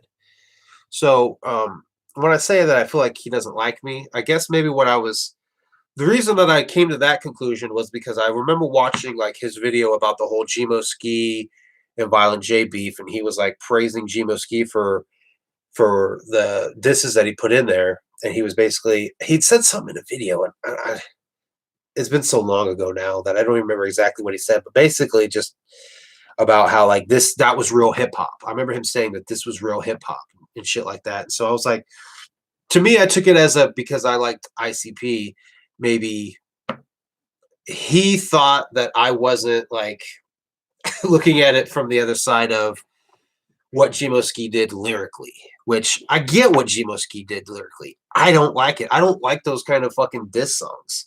Like Nothing But a Bitch Thing by ICP. I don't care for that diss track. Slim Anus, I don't care for that diss track. I don't listen to them.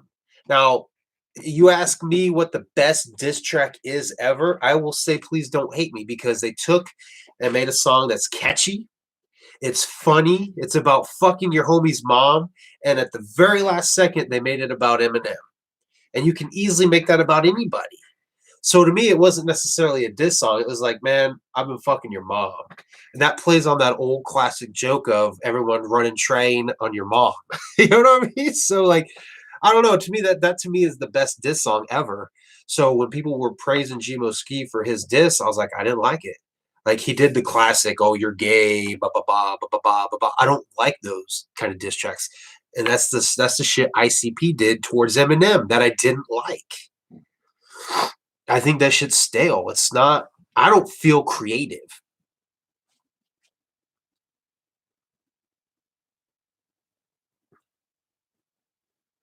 Oh, dude, don't get me Joker's Gallery. Don't get me started on Vici. I can't. I can't. I've made so many videos now where I basically feel like I'm hating on Ouija, and I'm just like, I want to see someone else at shows besides Ouija. I want to see them promote other artists besides Ouija. Like, I get it. Juggalos are fucking with him right now. But damn, I just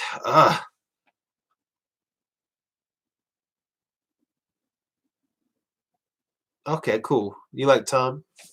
That's cool. That's cool. Daddy boy, Twisted in their 40s making teenager music. I mean, Twisted has been always been about making music that people can relate to. So if they're making music that we now, as we're getting older, feel like is teenager music, maybe there are teenagers that are enjoying it. But I feel like that's always kind of been the type of music they wanted to put out. You know, Afraid of Me from Green Book. First time I heard that, 2007, I was like, damn, I love this song. You know, I felt it. I felt it. That's the kind of music they do. So if it's not appealing to us, it's appealing to somebody. They're doing their thing. You don't like it, you don't have to fuck with it.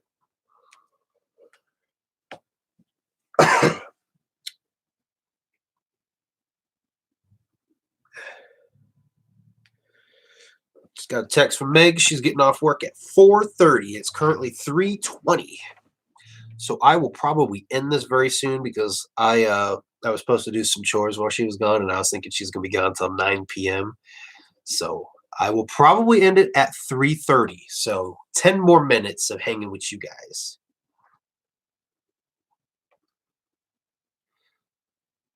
Oh man, I feel like we're about to have fucking something popping off in the chat. Oh man.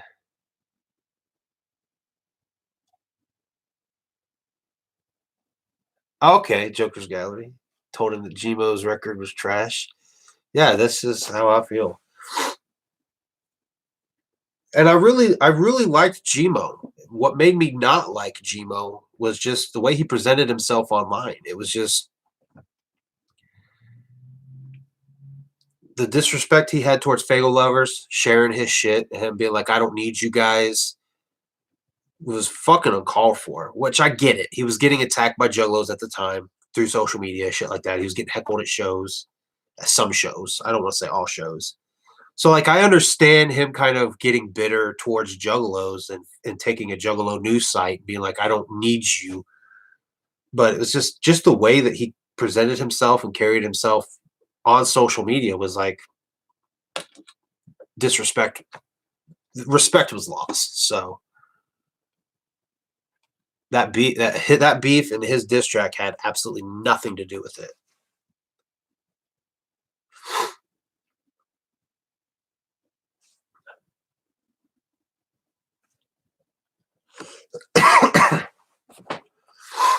Now, there is one Gmo song I went back and I listened to, and I still thoroughly, fully enjoyed it, and that was Ignorant. I just love the way that he spit on that fucking track. So, okay, cool to see you guys are being fucking respectful about it. It's just that's just how fucking on eggshells this shit is. You see somebody disagreeing about Twisted, and it's like, oh fuck, here we go. I'm glad that you guys can actually have a conversation though. I wish more people would.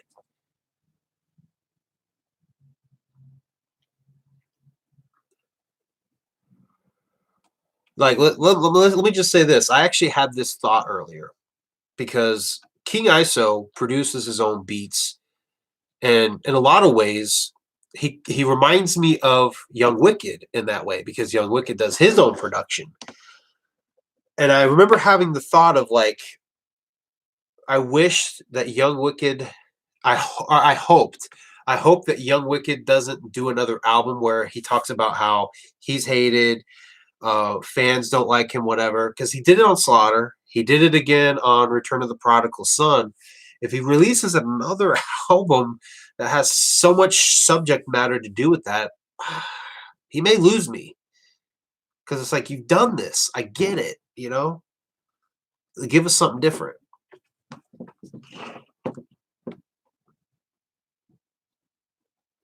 Oh, dude, Stonehenge, the whole Blase thing. Honestly, I've had thoughts of selling the album just because of the way she is now.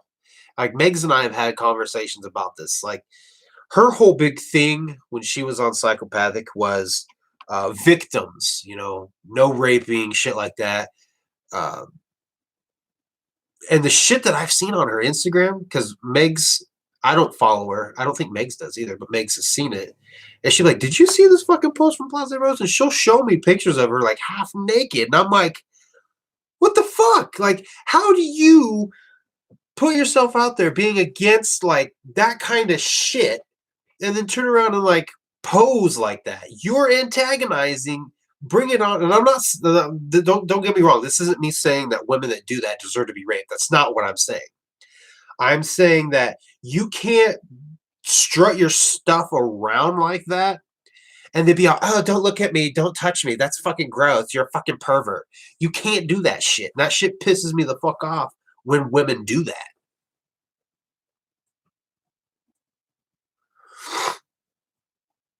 Like, and honestly, I almost at the gathering because I'd seen her more than once. I almost walked up to her and apologized for the video I made about her, putting her on blast about the shit she was saying about Psychopathic.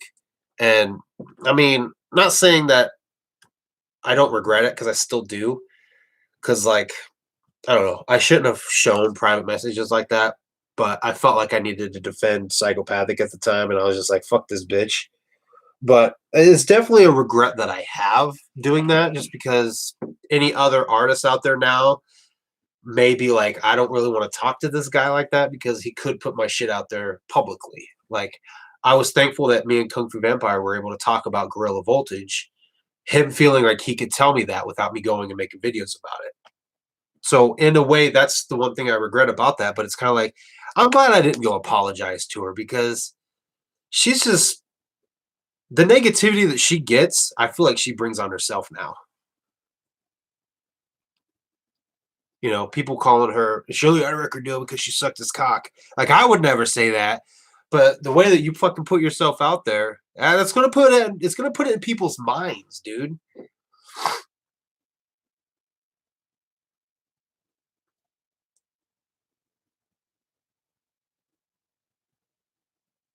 Oh God, yeah, Craig. Though I gotta say that ICP needs to step up and put out some product lately, as they haven't done anything since Supervillains. Still hoping they do a Stranglemania 3. Want to see it happen. I mean, that's my thing. I feel like that's where ICP is dropping the ball. Like, they could be doing more, and they could be doing big things, and they're not. And I don't understand why they're not. So it's not gonna make me hate them. I just question, like, what are you guys doing? Like, what are you doing? You guys used to be the fucking kings at merchandise, and that has fallen so hard. Like, I don't even visit psychopathicmerch.com anymore. I don't. I occasionally will go to the Psychopathic Vault on eBay just to see if there's something new on there, mainly because most of what's on there is either old shit that was once available that now is through there, or shit left over from tours. But on the same hand, them not putting up merchandise helps me save money. So I guess I have that going for me too.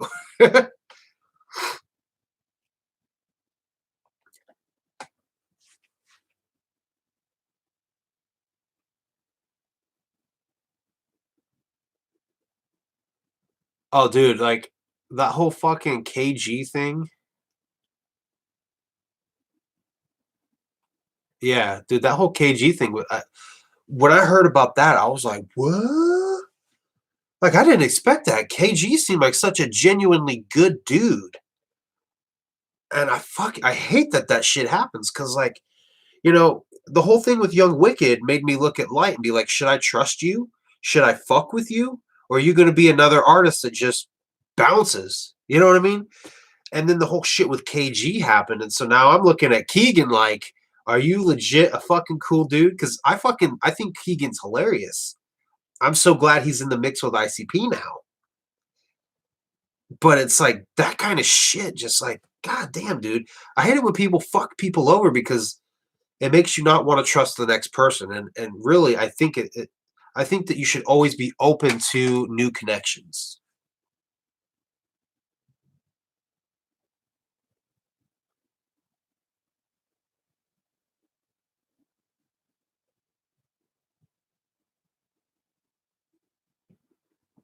Had to play some, I'm guessing Guitar Hero Metallica.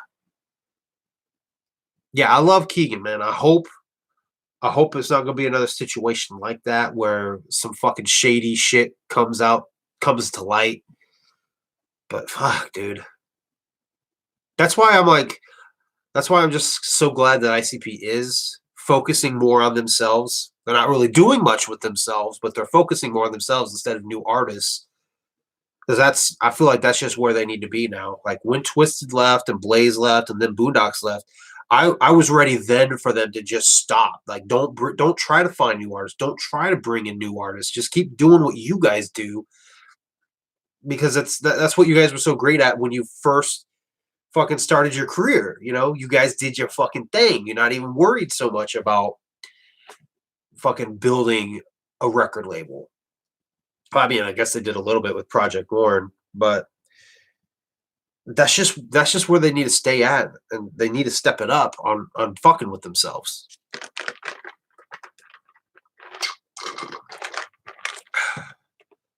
I don't feel like Shaggy and the Creep Show brought new life to Psy because it doesn't feel like it's psychopathic at all. It just feels like ICP. It feels like Shaggy and Keegan. You know what I mean? It feels like two juggalos. That's why when I made my video talking about them, I was like, we have new juggalo YouTubers because that's what it felt like to me was two juggalos making fucking YouTube videos. That's 100% how I feel about that, about their show, is just them doing fun shit on YouTube. And that's why I was like, dude, I'm so glad that they're doing it because it's fun. It's enjoyable.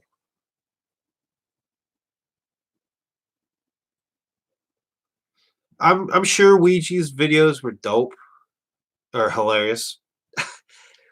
I don't know. I don't know why. I feel like he's too much on a pedestal, so I cringe and pull away from him because I don't want to seem like a hater to Ouija because I don't hate him. He's too pushed on me, I feel. So I'm pushing back. Oh, dude, the cameo videos. I've never understood, okay? Even clear back to when Psychopathic Reviews did this. Because back in, I think, 2013, he went to the Mighty Death Pop tour and he did the meet and greet. He had ICP shout out Psychopathic Reviews. And then he uploaded it on his own video. So if you go and you meet somebody in public like that, if I was to go to a meet and greet and have them shout out my channel and then upload it on my channel, who knew seen that? You know what I mean? That did nothing. That shout out means nothing. They did it because you asked them to, in the same way that cameos, they did it because you paid them to. Do you really think they're going to remember who you are?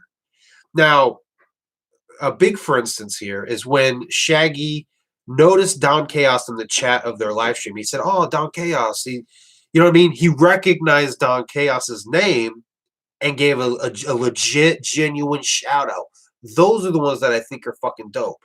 Or like when ICP made that post on Facebook talking about the different Juggalo YouTubers and tagging them all and saying, you know, it's dope that we have um, this group of people out there doing fucking inspirational things. That to me was dope because nobody asked them to do that. They just legit was like, oh, this is what's going on. We want to show love to this. That to me was fucking cool. And the coolest part about it was being hit up by subscribers saying, hey, did you see this post? Because without the subscribers there to notice it, it's just another name on a fucking post. So if it wasn't for the subscribers, I don't think the shout out would have meant that much either.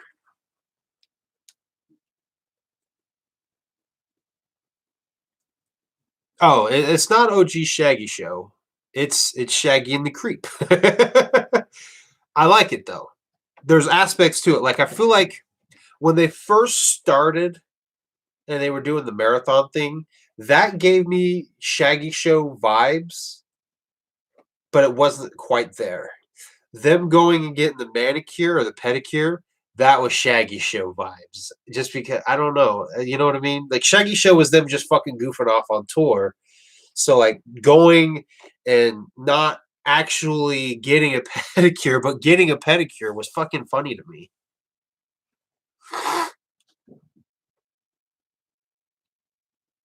I really hope Hoodoo drops his album too.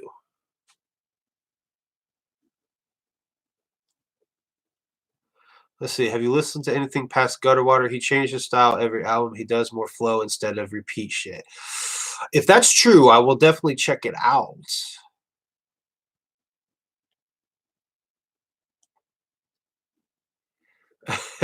Joker's Gallery. Shaggy and the Creep is too YouTube friendly, trying to make that revenue. Shaggy's Instagram is way better. That's the shit that I thought was so funny, was watching that live stream where Shaggy realized that the super chats were people paying to say that. And he's like, wait, we get money for that? That shit cracked me up so much. Because like I know people say that ICP are greedy and whatnot, but I mean, you go way back. They were saying back like that one fucking interview they did at Woodstock where they said, we're not here to save the rainforest. Sorry. I forget what else they fucking said. And Violent J is like, but we are here to get paid. Like they've always been upfront that their goal is to make money doing what they do. So yes, they're greedy, but they haven't denied that they're not about making the money. You know what I mean? They're not like, oh, we're not greedy. We don't fucking give a fuck. You know what I mean? They've out front said it that like that's their goal in their career is to make money. So like seeing that from Shaggy just it cracked me the fuck up because you know I don't know. But yeah, the jumping back to the whole cameo things, I don't understand paying somebody to give a shout out if it's not going on their social media. And even then, they're being paid to do it. You're like, what did you gain? You gained their audience hearing them say, go check this person out because they were paid to. If you actually gain anything from it, then yes, it was money well spent. But if you didn't, then you just threw $150 for nothing. You'd be better taking that $150, creating a good image that promotes something that you do on your YouTube channel or whatever you do, and having it advertised somewhere. Like for me, I don't want another YouTuber to shout me out, or I don't want to shout out another YouTuber, which I know I have. I've shown a lot of love to Beneath the Dirt. But for me, it's been more of a go check him out. And as much as I can possible, I actually would like to do a video with Beneath the Dirt or Roan Bone on my channel, the same way I did for Stonehenge a few years ago when we talked about Young Wicked and Dark Lotus. I was like, I had the idea for that video, and I was like, Stonehenge would be a good guy to talk to about this. So I brought him on. And I don't know if he gained anything from that or not. I don't know if he had subscribers go check him out because of doing that video. But to me, that's how you get people's attention is you hook up with somebody who has an audience and you do something with them in the hopes that that audience will be like, yeah, yeah, I like what this guy has to say. I'm gonna go check him out. So as far as cameos go, I would rather fucking pay Shaggy and Keegan money to go be on their show with them. That's what I would rather do. Just so people could be like, oh, this guy's kind of funny. Oh, he has a YouTube channel. Yeah, let's go check it out. That to me is better than having someone shout you out. I feel like I've gone off on some tangents. Shanzi's here. We were just talking about you earlier, Shanzi.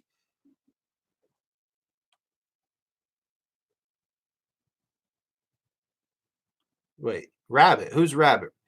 Like can't even get a pre-order out. That dude blew his one shot. I see. I do feel like Light's dropping the ball now on his own because he said December was when Broke but Still Shining was going to come out. He's got fucking album artwork. He's put out a couple videos. I know he's been doing some features for it because you had Big Hoodoo and DJ Clay in the studio with him. Like, where's the fucking album? You got people wanting it.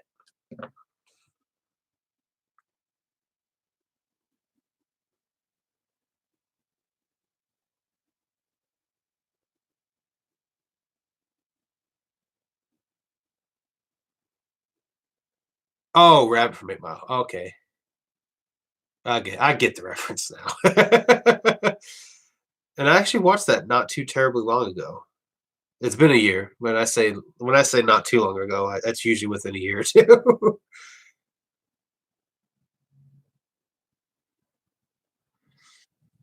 Well, I mean, and Stonehenge, I think Light tried to take the shot, but Psychopathic cock blocked him out of it. And that's the problem is like these situations that arise.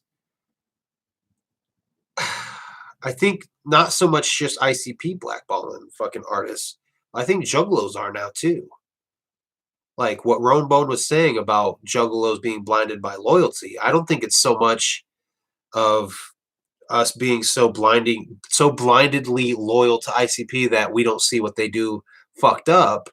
I think it's so much that we're so blinded by loyalty that if they're not putting on an artist, then we don't fuck with them. Certain juggalos. I don't want to say all juggalos, but I definitely think there's a good majority of juggalos that unless ICP is giving like a stamp of approval, booking them at shows, promoting them at shows, or whatever, I think juggalos don't fuck with them because they don't have that stamp of approval from ICP. I think, and that's the way that I think juggalos are blinded. Their loyalty is blinded that way. They won't fuck with other artists unless ICP is fucking with them.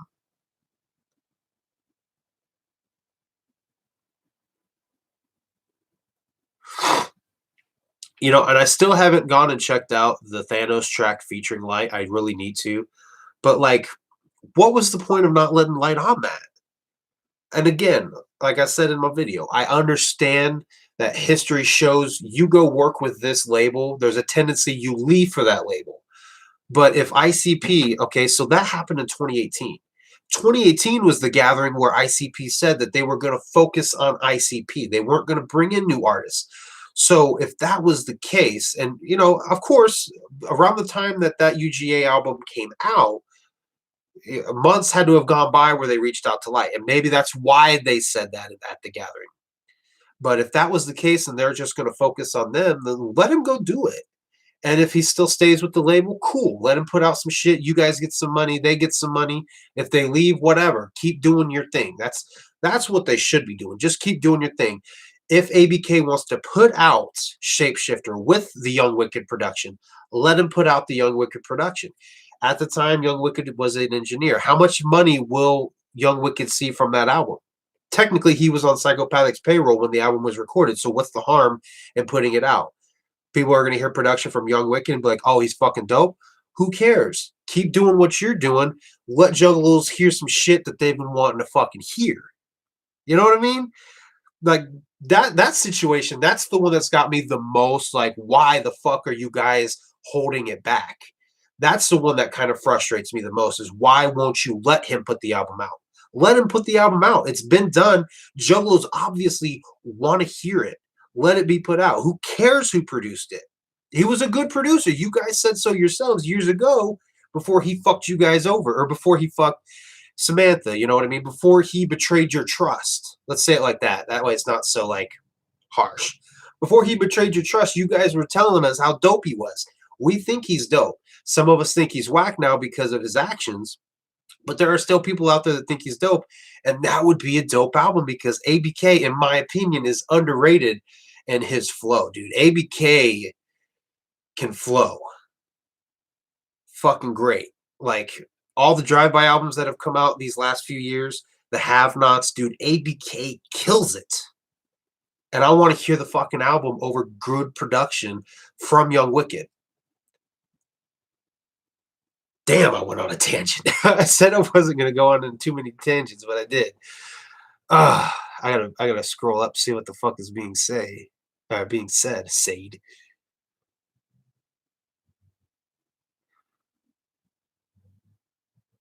Have Not's full LP is another side project that needs to drop. Absolutely. Or if not, then fucking they need to do that shit over on Native World. And here's the thing. I don't know what kind of equipment ABK has at his disposal, but there is a noticeable difference. Now, don't get me wrong. Tampon Juice thumps. The Kill feature albums, he's got some songs that bang really good. I feel like the production's not as good as it is when he's on a Psychopathic release. Like the studio that they have at the Lotus Pod is better than what he's working with. In the same way, and I'll give you a good for instance here. Whenever I listen to The Last Call from Ritz, because sometimes I'll listen to his albums in order, when I jump from Last Call to Put a Crown on It, there's a noticeable difference in the fucking production. Like, I have to turn my bass down and turn my volume down on my car because Last Call is so thumping, I can't hardly hear the lyrics. And then you get into fucking Put a Crown on It, I got to turn that bass up higher and that volume up higher because it drops. The sound quality seems like it drops. And so that's the kind of same thing I feel about ABK. Like, if he could get into the Lotus Pod, do some fucking recording there, maybe the equipment's better and he has access to better production through the Lotus Pod.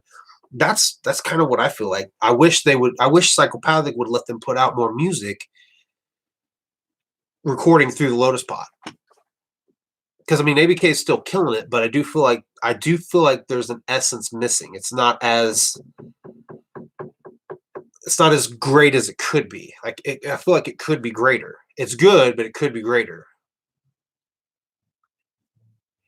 I want the have-nots with Bones Dub. I don't, because honestly, I'm not a big fan of Bones.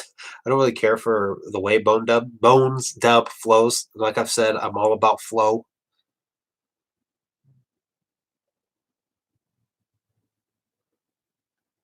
Oh, I scrolled up too high because Joker's Gallery's comment about Psy on the UGA album. That's what set me on that tangent.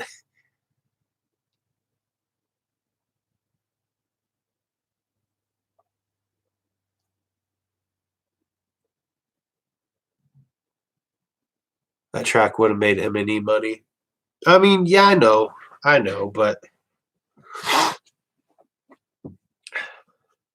my thing is, it would have made M&E money, but it also would have had listeners be like, "Who's this guy? Who's Light?" And then they'd go check out Light. You know what I mean? That's in the same way that I said doing videos with other YouTubers to help gain them an audience. That's the same way with artists. You get featured on a track so that people hear you and be like, "Damn, this motherfucker can spit." Like that's what made me want to go check out King ISO right off the bat. Was like, I'm listening to his tracks on Nina and Planet. I was like, dude, I really want to kind of check out King ISO. So the same point, like if there are people out there, if there are newer fans that don't know anything about Psychopathic and they hear Light and they're like, okay, this guy can spit, and they go check out Light. That's the importance of features, and by doing that, they probably hurt themselves too. And I say probably because I don't know. I think there's a lot of people that weren't really fucking with Light.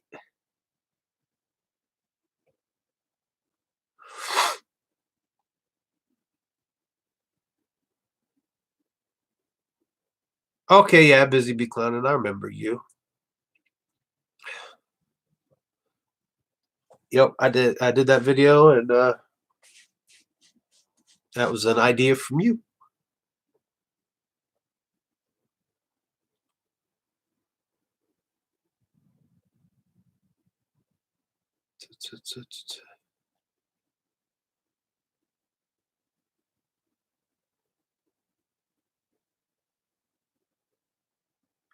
Yeah, I know. With the whole Young Wicket, blah, Joker's Gallery, Young Wicket's such a dope producer. Jay was going to let him work out of his house even after the Samantha drama, and that's my thing. Like that's where I'm so torn on that whole situation because like, yeah, it was messed up that he slept with Samantha's daughter, but on the same hand, he's a human being. He's a young man, and he was just getting himself some skins. ICP's rapped about it before, getting some skins, regardless of what your daddy thinks. So like if Jay was legitimately willing to let him continue to do work in his studio so that he didn't have to go see Jump Steady until nerves were all calmed down, then my question is why did Young Wicked bounce? That's what's got me upset with Young Wicked. Like that to me was fucked up to do. But did he bounce because they were blacklisting him? Did he feel blacklisted so he left? You know, that's the way I look at it is if Young Wicked left even though he was still, you know, being allowed to do what he does, then that's his fuck up. But if ICP was blackballing him because of what he did, then that's fucked up. That's where I'm at. Because I don't know the situation. I don't know that full story at hand. That's why I still fuck with Young Wicked. And even after, I'll probably still fuck with him because he obviously felt he needed to change his, I guess you could say, career. He didn't technically change careers. He just changed the home of his career. So, like, that's why I'm not mad at Young Wicked. I'm mad at Twisted for signing him because that just wasn't a good business move as far as creating drama, which is fucked up because I praised Tech Nine for not doing that with Funk Volume, and he did it with King ISO, which there was heat between King ISO and Twisted Insane. So, like, I praised him, and then I find out, like, I literally, the same day I made that video, I learned about the Twisted Insane situation. I'm like, whoa, Tech, why would you, like, you didn't do this in the past because you were smart, but now you did it now. But I don't know, maybe he felt like it wouldn't bring as much drama as the Funk Volume thing would have.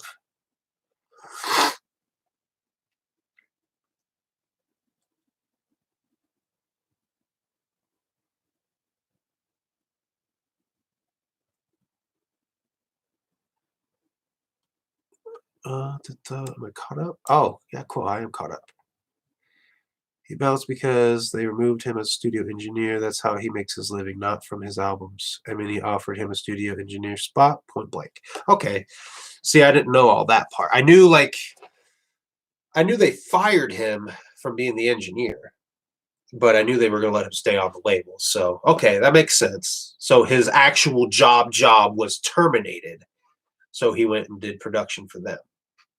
Okay, so yeah, in that situation, yeah, I don't blame him for going to the label. I do think and they don't feel this way.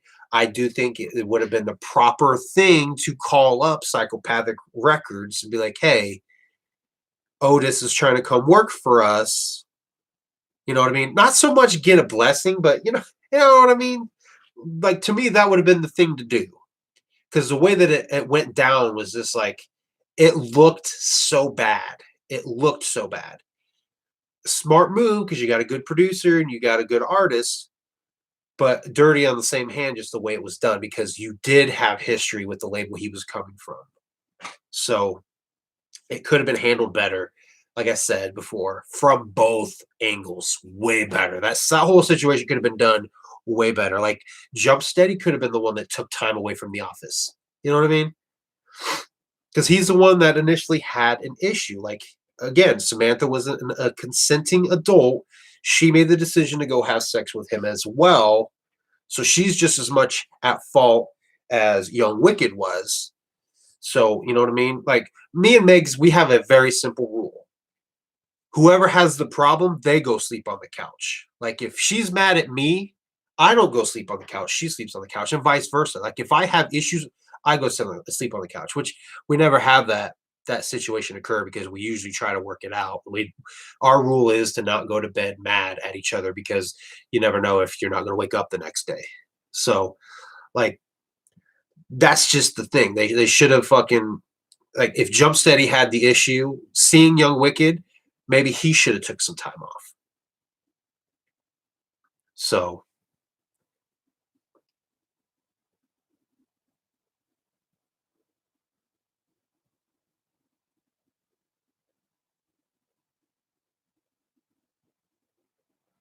oh, yeah, I gotta catch up. Like, there's some pretty long comments made here. Uh, I don't have any issues with the Killer Feature CDs, but yeah, that's the other thing that I don't like about ABK stuff, man. Is it, there's like no packaging to the CD, which I mean, I said I like to purchase product, but like it was just a disc that was just quickly slapped together. Like there's not much to it, which it's still better than digital, but you know what I mean. Okay, Joker's Gallery, not really. Or this is Stonehenge talking to Joker's Gallery. No, bro. The first few months, Young Wicked was at M&E. He said in an interview he was trying to take a break from producing. That it was a lot of stress on him at the time. He lost his full-time job, paid the bills.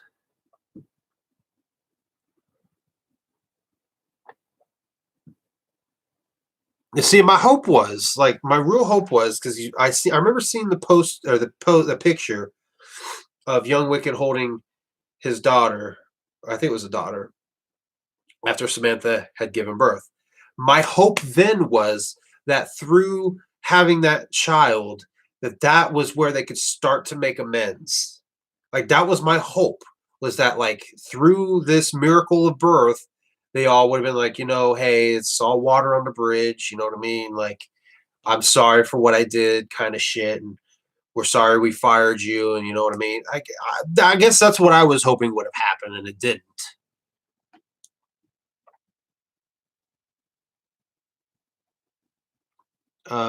He ended up producing for M&E recently, but he did not leave side to produce for M&E, but to be an M&E artist.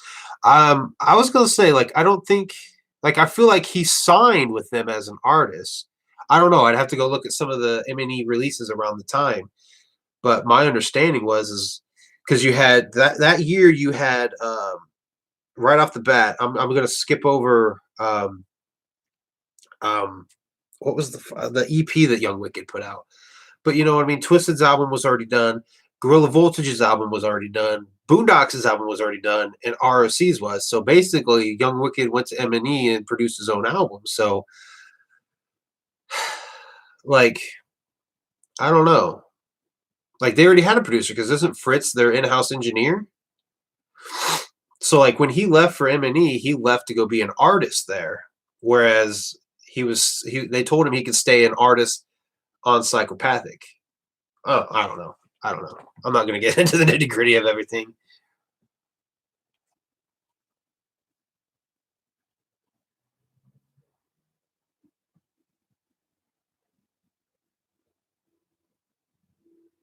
Oh, dude, Ryan, imagine Cy and M&E working together, Hoodoo and Blaze.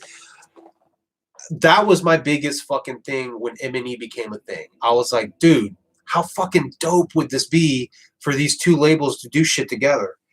That's when they announced fucking Juggalo Day, and it was Psy and MNE. You had day one had a mix of artists from each label. Day two had a mix from each artist. When they announced Juggalo Day for that year, that was supposed to happen before all that shit blew out. I was like, yes, this is the shit I was waiting. That was the shit I was waiting for them to work together like that. I was like, this is fucking dope, and it didn't. You know what I mean? Like, egos got the best of everything, and it fucking ruins so much potential dope shit that could have happened. More Dark Lotus albums. Fucking Year of the Sword. We could have had. Picture this for a minute. Instead of Year of the Sword, we could have had Year of the Sword and a Psychopathic collab album where it was a mix of Psychopathic MNE and MNE artists together. Like, there could have been so much dope shit that they could have done together. And it didn't work out that way. That's what sucks so hard. And that initial fucking concert that they were going to have for Juggalo Day was like, to me, it was almost a dream come true. But I woke up.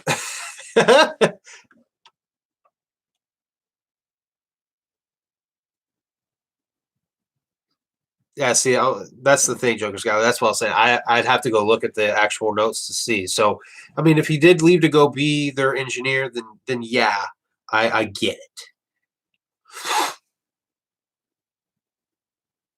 See, Hoodoo and Blaze doing stuff together isn't necessarily what I would be looking forward to.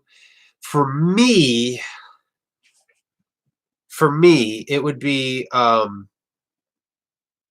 fuck. I just lost my train of thought. See, there it goes again. Oh, there it is.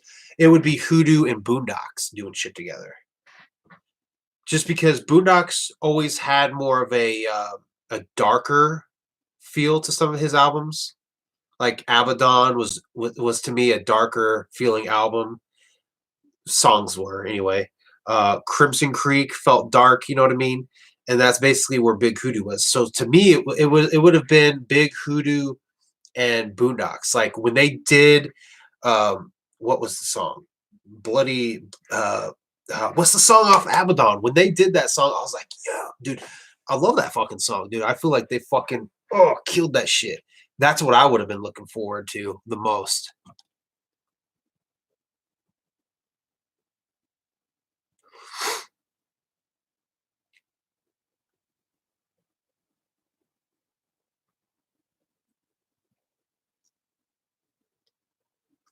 The only Young Wicked production I didn't like was his production on Joker cards, so it worked out for me that he did. Yeah, I know, but on that same hand, man, Lost at the Carnival off of Found was produced by Young Wicked.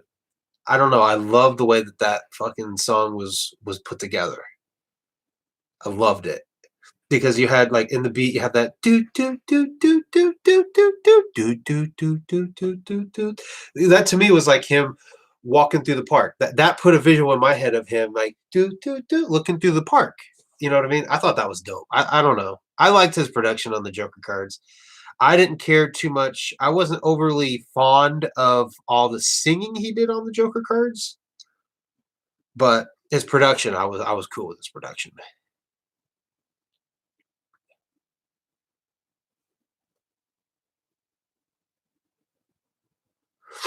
So when you say you didn't like Boondocks' last album, are we talking? Um, we're not talking the murder. We're talking the one that came after. I don't even remember the name of it. Yeah, I can't think of the name of it.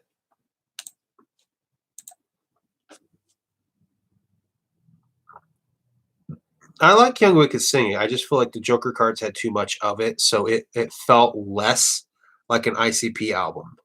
You know what I mean? Like, I don't know. I guess I got too used to hearing Legs Diamond doing a lot of the backup vocals. So when they had Young Wicked, it was different. I mean, I've actually shown a lot of praise for the Marvelous Missing Link. I'm just saying, if I had to pick a gripe about those albums, that would be it. Less Young Wicked in the mix. I honestly, I was surprised to not hear Sugar Slam on Fearless Fred Fury. I want to hear her do some more backup vocals. I don't know a lot of people didn't care for Sugar Slam at a certain point, but I actually do miss Sugar Slam. I don't miss the annoying character in the infomercials.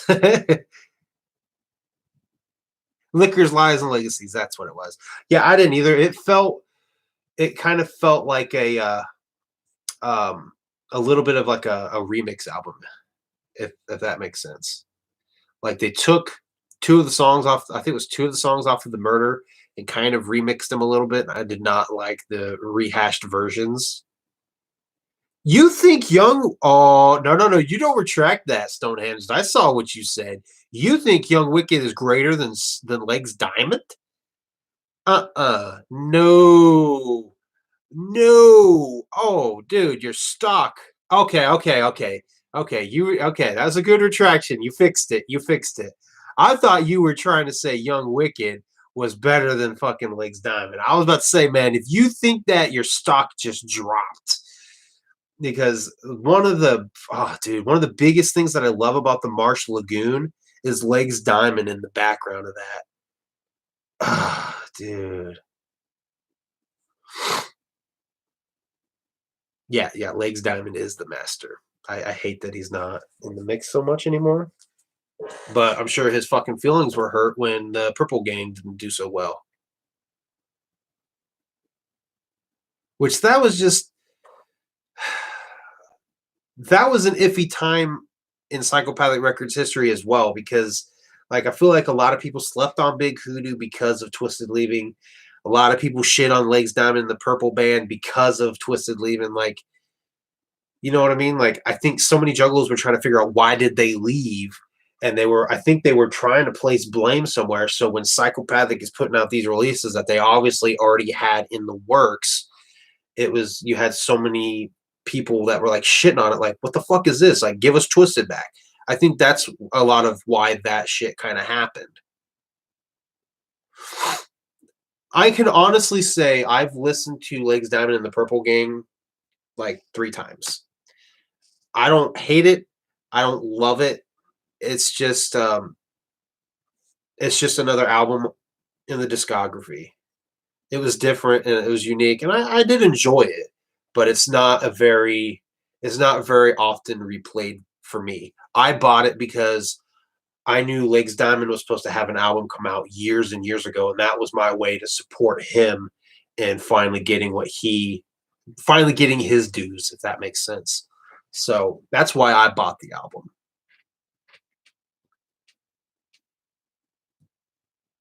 I'm actually not a huge fan of Inbred Evil. Like, I usually let Inbred Evil play so that I can skip to the end just to hear that beginning skit of that fucking chick saying that she was fucking masturbating and like all this stuff started coming out, and I thought it was pee. I want to hear that skit for whatever reason and get into Freak Bitch.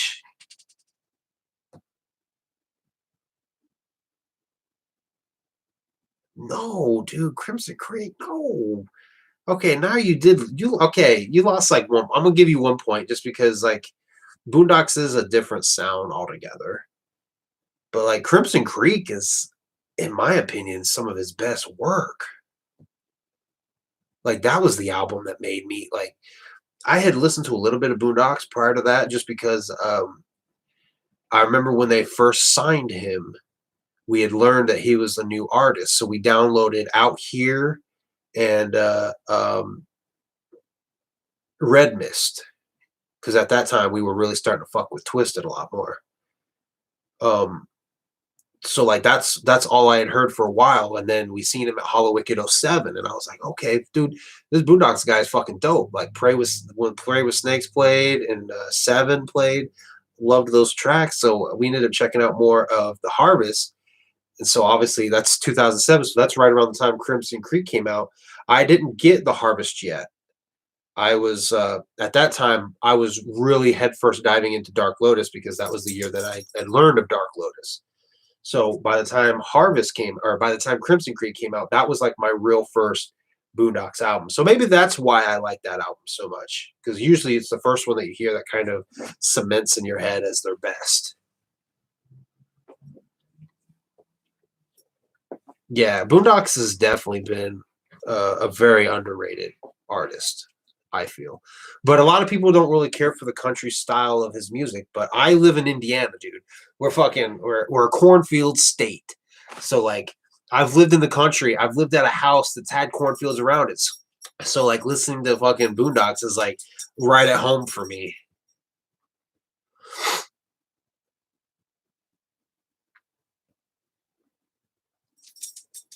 Oh no, no, no, no, no, Craig, the remake. I hate the fucking remix of "They Pray with Snakes."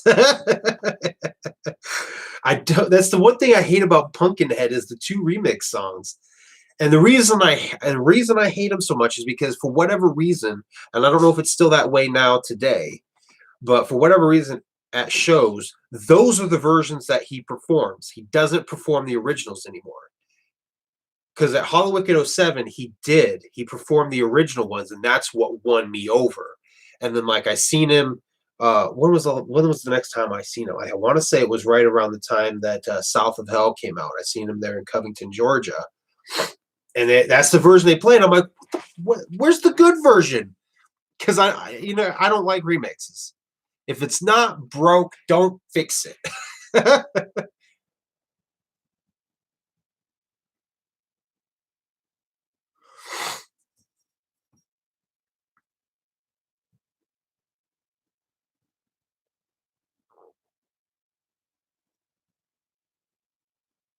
YouTube sucks. Keeps deleting my text. I must be offensive. I haven't seen your text getting deleted.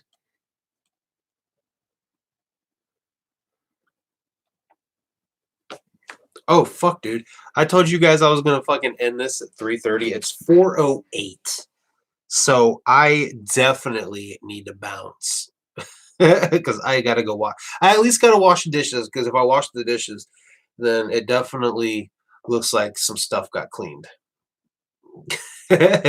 Which I mean, laundry's put away. I did go get groceries. That could count as a chore. So, personal opinion granted. Get what you are saying, though. Oh, we must be talking about Boondocks, my personal opinion. Yeah, yeah, we went, like, well over 30 minutes. That's what I love about fucking that's why I don't just fucking read super chats because I like talking with the chat. This is what makes for a good fucking live stream, I feel. It sucks sometimes when you don't have the viewers that'll interact with you, then you have a stale stream. That's kind of why I stopped doing Fago breaks. But if if I can have more live streams like this where we talk fucking music, I would definitely do more. I would definitely do more. But I'm definitely gonna end it here. Hatchet Reviews got here at a super so Hoodoo on Asylum, banging, banging, banging, banging. Oh, dude, Joker's Gallery. I would love to have you on sometime. That'd be dope. That would be dope. Just because, you featured me on your documentaries, I feel like I should show love back to you, and I feel like we could talk some good shit. So, yeah, I'm gonna end with that 2 hours, 22 minutes even. It's a couple seconds over now. Fuck it. But thank you guys for watching. I will see you guys next time. Thanks for kicking it with me in the chat, everybody, dude. Fucking love this. Let's do this again sometime. So stay safe out there. I'll see you guys later.